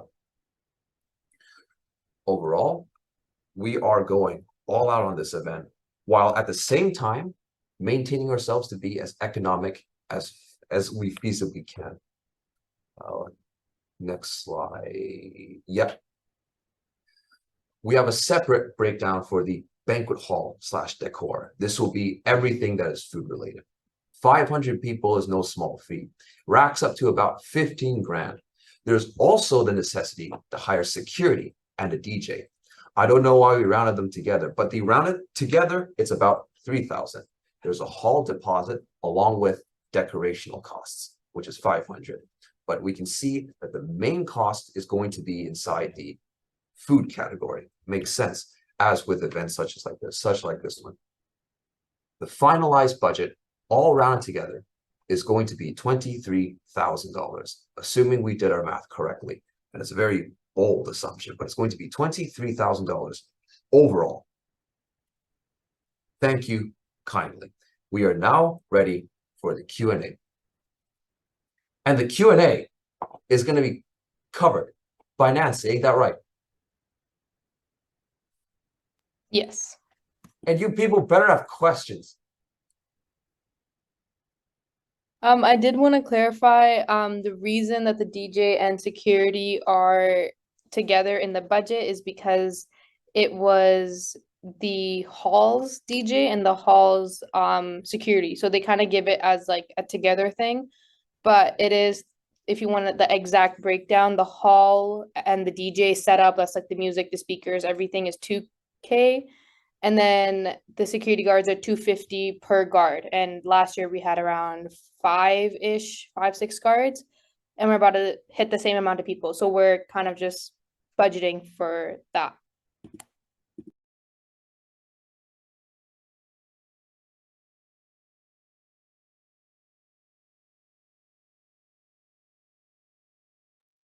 Oh, Abby, before your list, I just want to say right away, Gershon, I apologize on their behalf for the spelling mistake. It's an irredeemable mistake, should not have happened. Take full liability for it. I also apologize for my pronunciation, or specifically the lack of even trying. I also apologize for that. Abby, your list. Yeah, I'll say this is a fun event last year, so I'm glad you guys are upping the scope. And I guess it makes sense to come from large scale events. That's all. You just said you want people to say stuff, so I'm saying something. Yeah, good stuff. Thank you, Abby.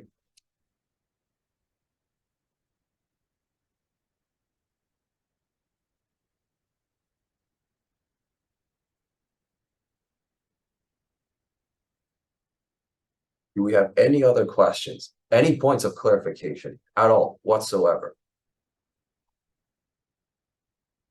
Io, I see you got a list. Yeah, it's just I would just like to make a grievance known. The president suggested I did not do the math correctly. Yo, my guy. Very insulting. The most important part of being a good mathematician is suspecting yourself of being wrong. All right? Mistakes are part of skill. And you, my friend, have a lot of skill. Yeah, but also just in terms of location as well, the location is it's if I'm not mistaken, it's near Edmund Station, so it's really close to the SkyTrain in case of any necessity, and it makes it easier to find. So just make sure you search up if you're looking for locations. Aria Banquet Hall near the SkyTrain. Since he said he didn't recognize location, just for like, I think so, yeah. Yeah, Hiller, I think it is the one by the thrift stores. Just for clarity for anyone who probably doesn't recognize location, it is by Edmund Station. Aria Banquet Hall is the name. Got it. Thank you.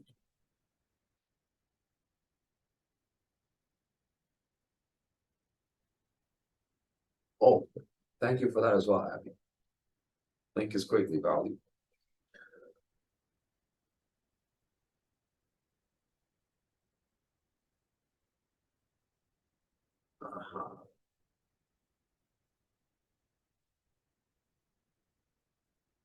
We have no one else interested in asking Jack. There's no way. You're telling me you're telling me that this part is all clear.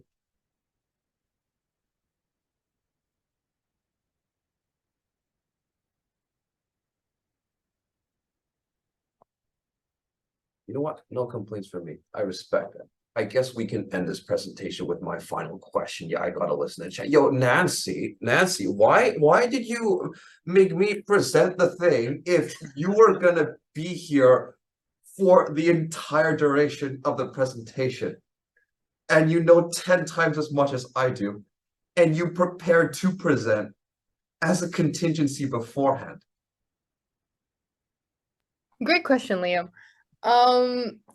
I was not actually meant to present. It was Io this whole time. So the real question is, why is Io sitting here this entire meeting and has not presented?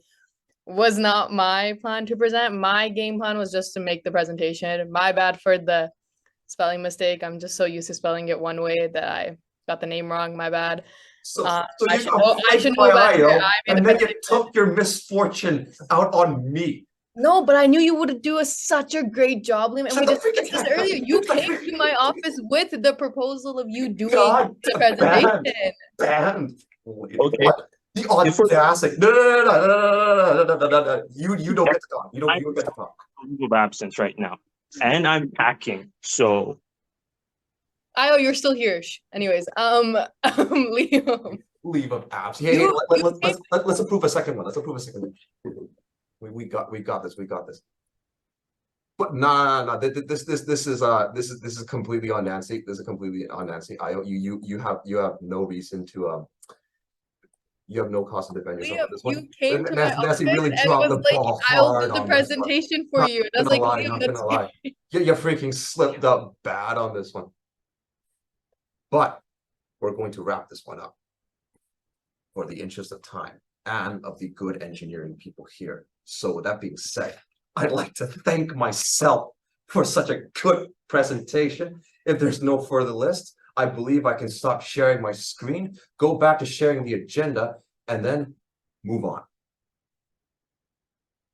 Yeah, Nancy, I know I offer, but when someone offers it, it doesn't, they do it.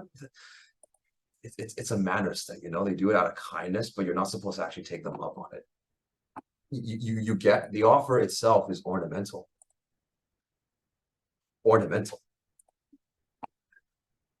Yeah, this is old business. Now, Ashley, correct me if I'm wrong with the way that we're arranging things, but I don't think we rearrange anything inside old business. Is that right? Yes. So 8.1 is just 8.1, meaning events and students affairs committee election. By the way, fellas, we're not, despite what I thought at some point, we're not quite done with elections just yet.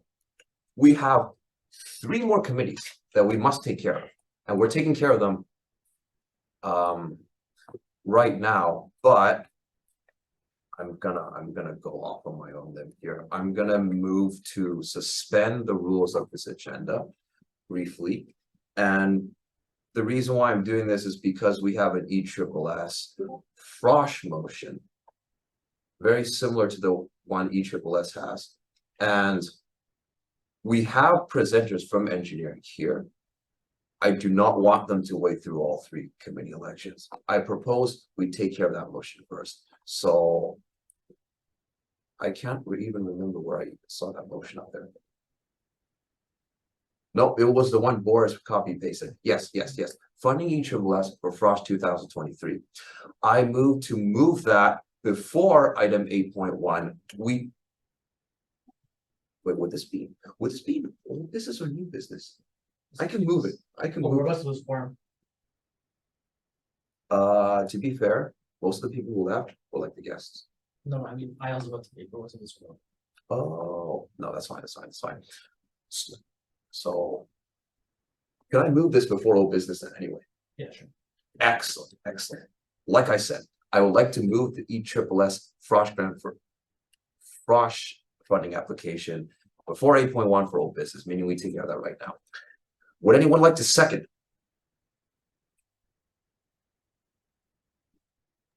Health science. Thank you, health science. Thank you. You are a good person. Seeking unanimous consent. There is no dissent. This amendment passes.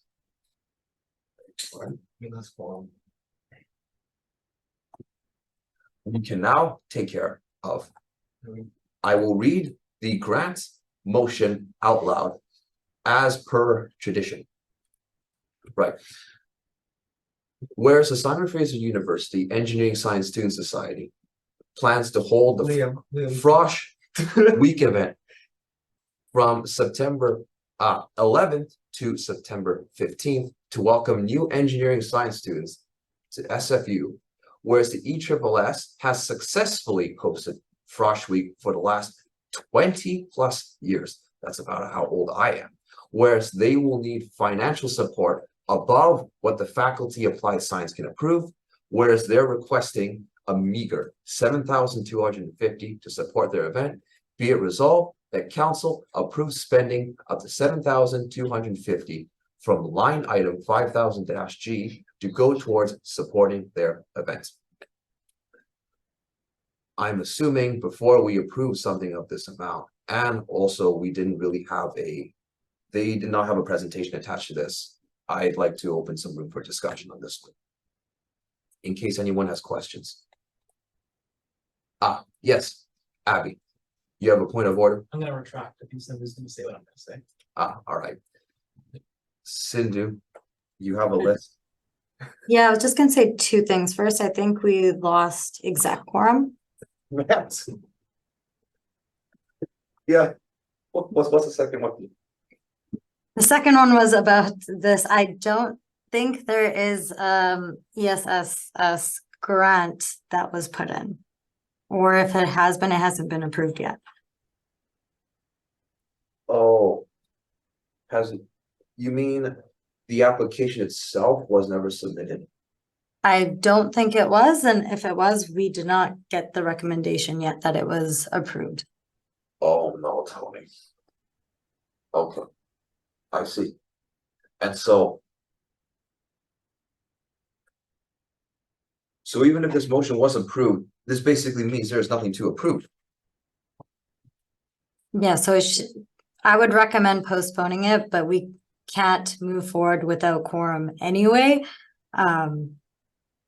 Yeah, and I would suggest in the meantime that either we await the approval of the application, or if it hasn't been submitted, to submit that application. I'm so upset right now. Thank you. I understand. Hold on. MBB Counselor Sam, I saw you raise your hand at one point.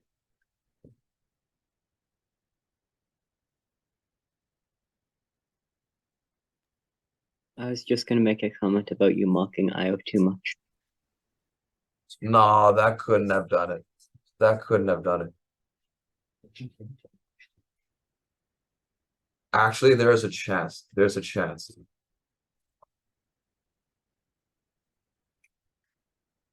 Wait, so because we lost exec quorum, this means we cannot do anything. We can move on to discussion items and then Q&A. Do we have a big list of discussion items? We have one discussion item. We have one, but nothing motion wise. So we cannot even take care of the committee elections. No. Oh man, IO. All right. Hold on, let me think about this for a second. Wait, Sam, you got another list? I was just gonna say, is it possible to call IO back, as there are a significant number of grants that do need to get done tonight? That. I believe I'm not the only student society exec that is feeling this way. Although to be fair though, he genuinely said, he told me this well beforehand, he must leave at around 6-ish. I'm grateful that you managed to say this long. He's flying back to, wait, no, I think either he's flying to somewhere in the States or like back to his home country today. He's moving out of residence, so he's got like a plane flight to catch and everything.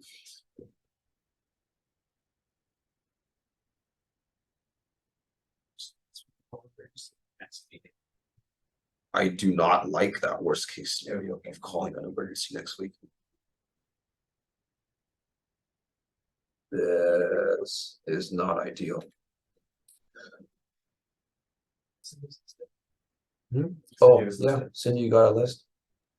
Yeah, so maybe I can quickly speak to a few of the grants. The FAST one is also not approved yet, so technically should be postponed, so I think that one's okay.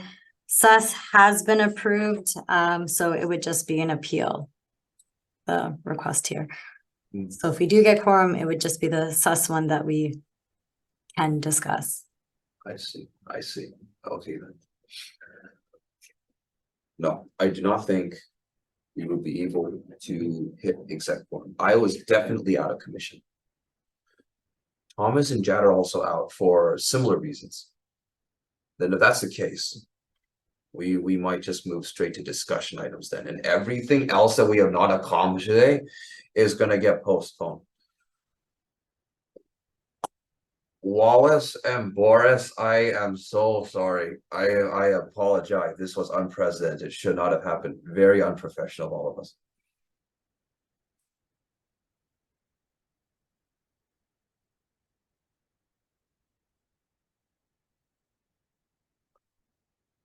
Wait, where's the discussion post?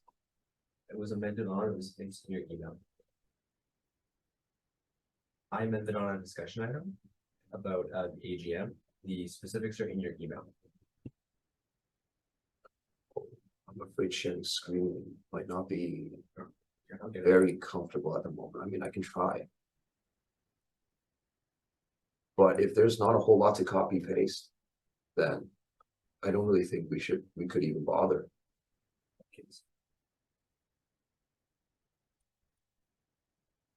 We have things to speak about. We can just speak about it right now.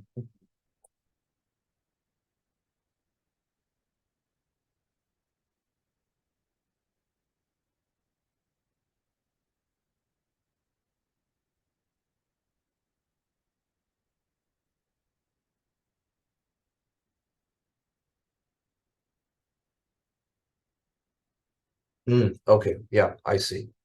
So we were proposing to amend on a discussion item. Call it SFSS annual general meeting date. And the purpose of this item is to just facilitate the process of selecting a suitable date for the annual general meeting, ensuring maximum participation and convenience for all SFSS members. As per our council policy, it's crucial that we finalize the AGM date at least 60 days in advance. So after this meeting, we can add a new motion to the new business section of our next council agenda. And this will allow all councillors to actively participate in the decision-making process and then vote on the preferred annual general meeting date to provide ample time for preparation and coordination. Just to clarify, the annual general meeting is, like it says in the name, like a meeting that we have every single year. And inside that meeting, we impose the really big changes that we normally cannot make inside a council meeting. Like, for example, certain changes we want to make into a bylaw and such and such. And yes, it's important that we set a date and time for that, because as of now, we haven't yet. Sam, you got a list?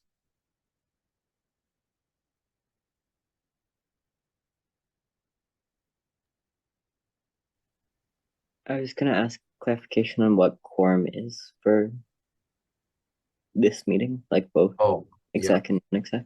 Right. There are two quorums we have to hit. There's a councillor quorum, which right now we satisfy, as far as I know, but there's also an exec quorum. So of the 6 execs here, we gotta have 4. We do not have 4. We have 4 minus 1 equals 3 execs, which is not enough, and therefore we cannot do much. Councillor Alaya, you got a list?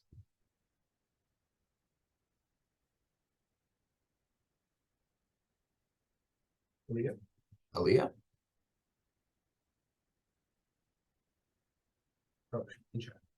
Is there a way to get approved for funding sooner? Yikes, they got to pay the vote by next week. This sounds like something to do inside an emergency meeting that we can host later on. I don't think there's any other way, is there?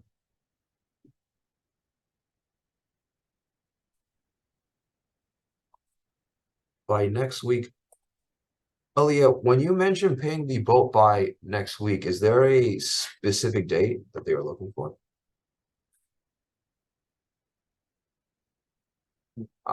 August 23rd, that's going to be tight. Sindhu has a list. Yes, Sindhu? I think there was a few questions that the staff members had regarding the vote and some contracts, so that still needs to be settled. So if you can respond to those messages, I think that would also help the grant process earlier. And if it's the initial one is under 10K, I think that can go to exec in the meantime, or it can be approved by VP Finance. Visually. Okay, all right. You think it's worthwhile to host an emergency council meeting later on? If their deadline is Wednesday, then we can do it before then anyways. Well, no, it's end of day Wednesday, right? Yes. End of the day. Because if let's say we have it at 4:30, right? We get them approval by 5 and they can pay it. Unless I'm off kilter here. Yeah, I guess so. I guess so. It's cutting the clock pretty short, but yeah, like I get what you're saying.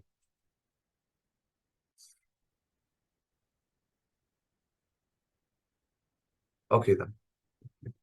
Sam, you got a list? I believe we also have a few deadlines as well coming up, but we should, as just a comment on that leaving it to the same day to approve and then spend the money for it is a little close, at least one day in advance. Hold the meeting on the Tuesday if we have to. Yeah, I agree with you. It's exactly as I said. It's cutting the clock pretty close, and I see that as a last case scenario. We cannot hold an emergency council meeting anytime before next Wednesday. We just need to go let us meet, make sure. I see. Even if we were to do something like that, I don't even know if that's going to be feasible. We got like 2-3 execs who are already on LOA.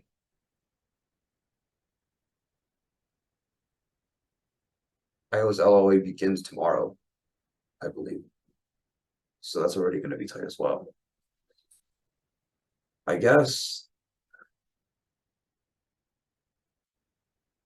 I mean, if we had to do something, feel like rally up the execs for a quick exec meeting, but then the amount that we can approve is lessened a lot. You said if it was under 10K, execs could approve it, then the passing vote is under 10K. If it's under 10K? I think so. What she said, you must have mistaken. Wait, Sindhu, I don't think execs can approve up to 10K, can they? No, it would be up to 5. That's what I thought as well. Yes, we can approve up to 5K, but unprofessional, we did not move these grants earlier in the agenda, knowing that we would lose exec quorum later in the meeting. That is true. Although to be fair, presentations took up much longer than I thought they would. We finished presentations and I speed ran straight to the old business section, which is try taking care of the grants right away. I blame the presentations. You're right that is unprofessional though, should not have happened. But the thing is, now that it has, it's worth our time thinking about what to do next. Because as of right now, there's still hope. Here's the options I can see. I can host an emergency exec meeting, just the execs, nothing else. But we can approve up to 5K. That's the downfall. We could also have an emergency council meeting next Wednesday. The con about that is, even assuming we hit quorum, it's going to be on the day. Sam? Didn't Sindhu mention having an emergency FASC meeting that can approve up to 10K on a specific item? That would be myself, Jad, Eden, and yourself.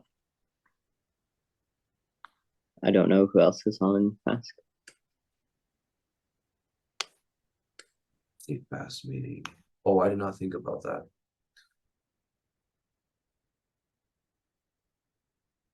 Sindhu, is that possible? Oh, is this FASC meeting for grant approval? Because I don't think that's the answer here, because I meant if they went through the grant process to a certain amount, VP Finance can approve, then or exec, and then it would have to go to council. Base 7K.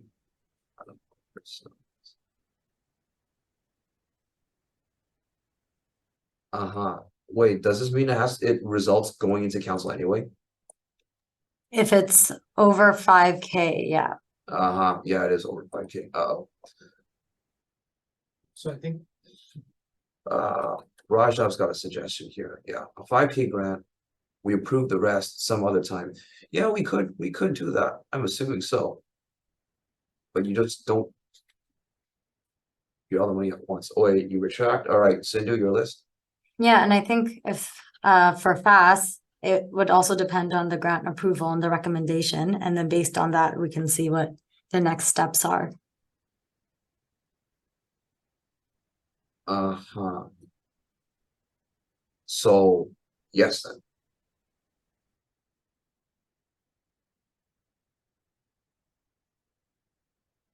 Okay, all right. Let me think about this. So there's going to be two of the grants have a strict deadline. There's going to be the SUS and then there's going to be the FAS, right? I'm assuming those are the big two ones. FAS on the vote, right. And then the SUS Frost grant. So those things, I say we cover those ones in an exec meeting first. Approve up to 5K, handle the rest some other time. Sam? SUS's grant has been approved so far for just under 5K, so we will still need to go to an appeal, but we can do it at the next council meeting. Ours is a little less urgent. All right then. All right. FAS, we will be doing the same thing, moving to on exec. I think so. Are there any of the other grants that have an urgent deadline? both ESSS and actually I don't know if we've heard from ESSS that one. No, I do not know. Thank you for your cooperation. I know it's a bit urgent and last minute. Oh, thank you for that. Boris, if you are still here, does the ESSS Frosh grant have a strict deadline? I imagine it shares something similar with SUS.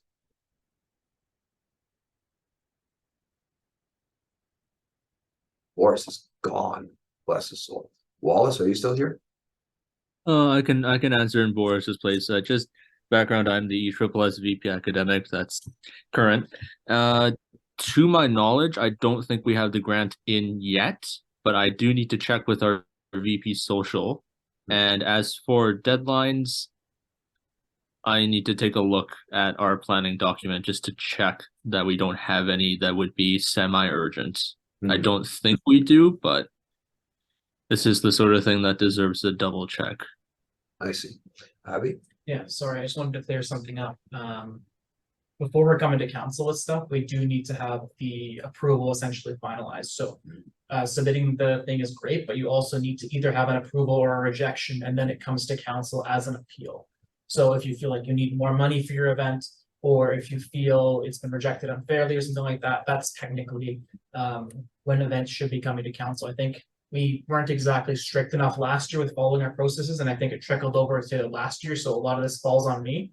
But ultimately, people should be having their grants either approved or rejected for whatever amount, and then coming to council and having that finalized. So that's just something to keep in mind going forward. Sounds good. Thank you. Part of this was us doing this during the exam season. So unfortunately, I don't think if we didn't get a grant in, then it was because we ran out of time and our execs are sort of new to the whole SFSS process. Mm-hmm. Yeah, that's pretty fair. Okay. Those are our 3 grants. Don't think I'm missing any other ones. So I guess the main consensus is we handle this at an emergency exec meeting, just the execs, not involving any other counselors and stuff like that. Approving up to 5K, but not much else after that. So yes, Rajda, it's going to be your suggestion that you posted earlier. So this is funding guidelines. Oh, thank you, Cindy. Is there anything else to note?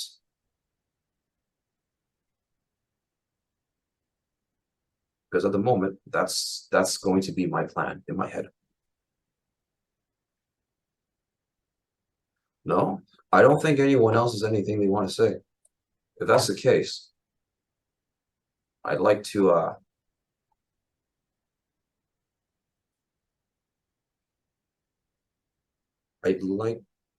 make another, and then hold on. The rest of the grant can be approved. Yes. Yes, submit a grant for the remainder. That's what I understand. Yeah. Rest of the grant approved in the next council meeting. Yes. There's going to be a delay. That's how I see. Oh, hold on. Sindhu, you got a list? Sorry, which group is this for? SAS. Okay, so that should be to submit the grant for SAS. For the boat party, right? Yes, that's on the boat. Yeah. Okay, yeah, so I think there's a grant that's pending. So as soon as you receive the recommendation for how much you get based on the funding guidelines, which was approved by council, then you would bring it back to council for the full amount.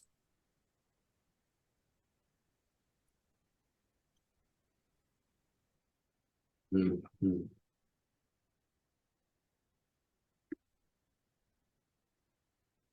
Wait, Raja, does that make sense?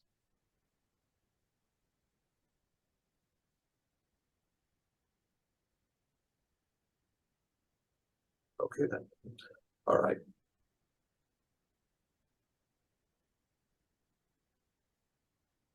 Okay. Now that we're clear on what to do, I'd like to make another amendment. We take item 14 and Can make it. oh, my bad. I forgot about that. So after the discussion items, I'm assuming we took care of them. We haven't actually talked about the discussion item yet. Presumably we were supposed to be making suggestions for when to actually host the AGM. Oh, If we got use sidetracked on as something the else. purpose. So perhaps we should have that conversation and then move into Q&A. We get the confirmation from you guys about the 5K grant. Yeah, that sounds good. Sounds good. Would we still like to talk about making a date and time for the AGM meeting?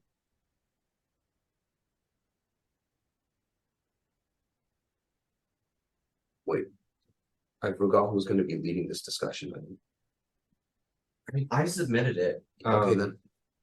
But I know nothing else other than what I've been told, which was just what you read aloud. Okay then. No, that's perfectly fine. Yeah. So that's the only discussion item. That means we are done with the discussion list, right? I listed, I think we should probably actually nail down, I think you mentioned it's 60 days, so if we're planning on hosting this in October, especially late October, we kind of need to make that decision ASAP. I think the next council meeting is until the 30th, unless you have an emergency on the 23rd, so this is starting to rule out days, so we really can't let this snowball. So tentatively, right, for example, if you wanted to host it on the day before Halloween, right, you'd have to make sure you make that decision on next meeting. I'm assuming we want to keep it on a Wednesday to line up with council. So we should start looking at Wednesdays that make sense. That's just for council, for councilors to keep in mind, and for executives to keep in mind, kind of that late October, early November, when it makes sense. Next time, just list, you can probably give better context. Yep.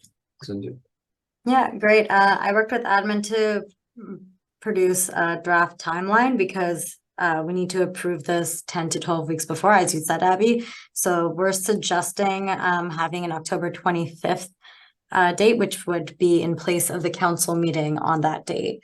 And we have to have the AGM between September 15th, I think, and October 31st. So this aligns.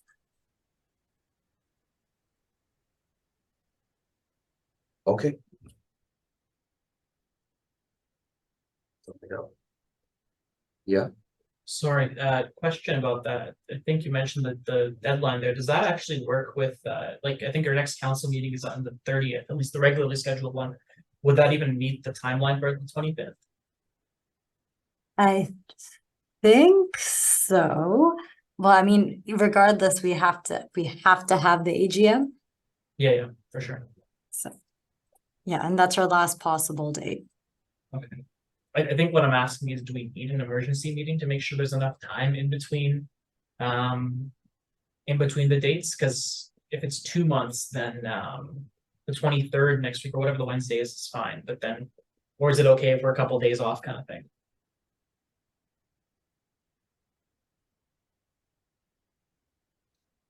I think we just barely make it. I think, as you mentioned earlier, if we had the emergency meeting, we might not be quorum still, so. Okay. Thank you. Okay. Ashley? Yeah, so then if we're deciding that the suggested date is October 25th, I think then perhaps an action item for counselors then is to go and talk to their the student groups that they represent and see if that is a day that works for the student body. Hopefully it will be.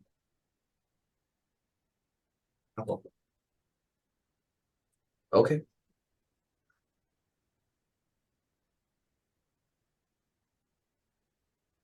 Much to discuss, not much to amend right now. Makes sense. If that's done with discussion, would you like to say we can adjourn? Q&A. Open Q&A, see if anyone has any questions, and then close Q&A. All right. I was hoping to just skip that, but wait, what is the action? Oh, there's no action item as we have lost exec quorum. Oh, no, I know what Dennis is referring to. Essentially, I was suggesting that counselors reach out to their student groups and communicate to them that the AGM is likely going to be held on October 25th, just to start conversation about it so we can hopefully get as many attendees as possible. Just a chain of communication is all I was suggesting. Oh, okay. October 25th. Yes. Okay then. Wait, Aiden, you got a list? Yeah, this is about the Q&A. Are we in that part yet? Oh yeah, we're in the Q&A officially. Okay, so as you know, like us counselors, we have to submit work reports, and we need to put like 20 hours a month at the minimum. Oh, but right Wallace, now, you are not muted. Uh-oh, Wallace. Wait a second. I'm close. I can. Yeah, Aiden, go ahead. so yeah, I was just like, because there's no school, and how are we supposed to like put in the 20 hours? Because like I don't know like what to do. Completely understand. Short answer, you do not need to do not worry about it. Especially in times like this where you guys like aren't going to school, right? We know full well, we know this. Don't feel like there's going to be this certain threshold that you consistently always need to like justify in every single work report, because every once in a while, like I said, situations like this happen where you don't go to school because, well, school's done. Then obviously we can expect the work reports to look different. Oh, okay. Perfect. Yeah, Sindhu, you got a list? Thank you. That's very kind of you, Liam. I think we should try and abide by council policies as much as we can, but I know that there's not a lot of meetings during this time, and I'm gonna call out Nancy, and hopefully she doesn't hate me for this, but there are a lot of volunteer opportunities as well. So I know ECA's been calling for a lot of volunteers for other council related initiatives. So we have like community fridge initiatives and breakfast program initiatives where we are recruiting volunteers as well. And just like ad hoc working groups as well. So all of those things should help contribute to your 20 hours. That makes sense. Generally, we should abide by the rules as much as we can. I mean, the rules exist for a reason, it makes sense. But all I'm saying is when we see that the work reports aren't going to hit the 20-hour threshold, which I expect is really, really likely to happen, I don't think we should be too surprised. And I also don't think we should panic too much. This is sort of expected. you could technically fill in 20 hours with all the things that Ashley's mentioning inside the chat right now. But at least from my experience of being a counselor, it's not a feasible thing to consistently expect. So if it doesn't happen, I personally do not see it as a humongous issue. And I just wanted to say that. That's all.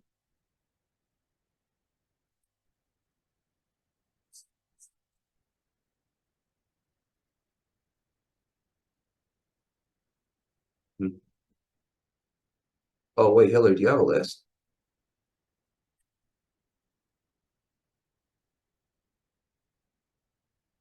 Hillary?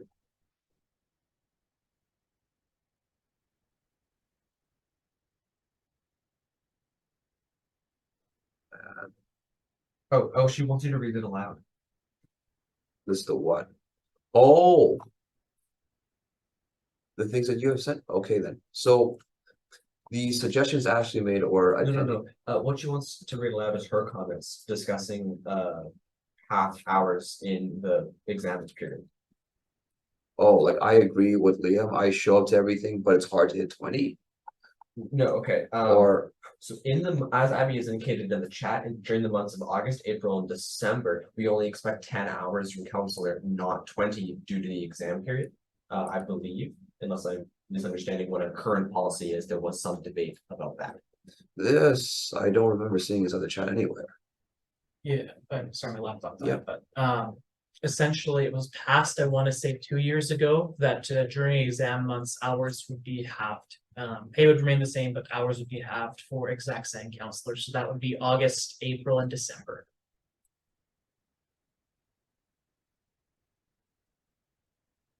At least as far as I remember it. So hopefully that should ease some concerns about reaching 20 hours during the busier months. Yes. If that makes sense for you guys.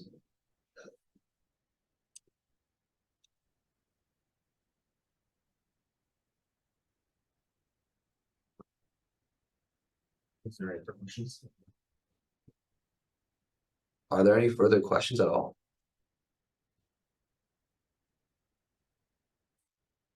No, I don't think so. This means we wrap up Q&A and we move on to adjournment.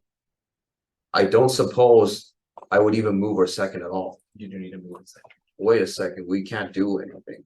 No more. No, you are allowed to adjourn. Huh. It's one of the exceptions for things you can do without quorum. This makes a lot of sense. You got to have the exit somehow. I move. Would anyone like to second? External. Gender studies seconds. And so be it resolved to adjourn this meeting at 7:08 p.m. Seeking unanimous consent. Clearly, there's no way. Hold on. Is there anything else in the chat? No. Unanimous consent. There is no dissent. We have officially adjourned. Thank you.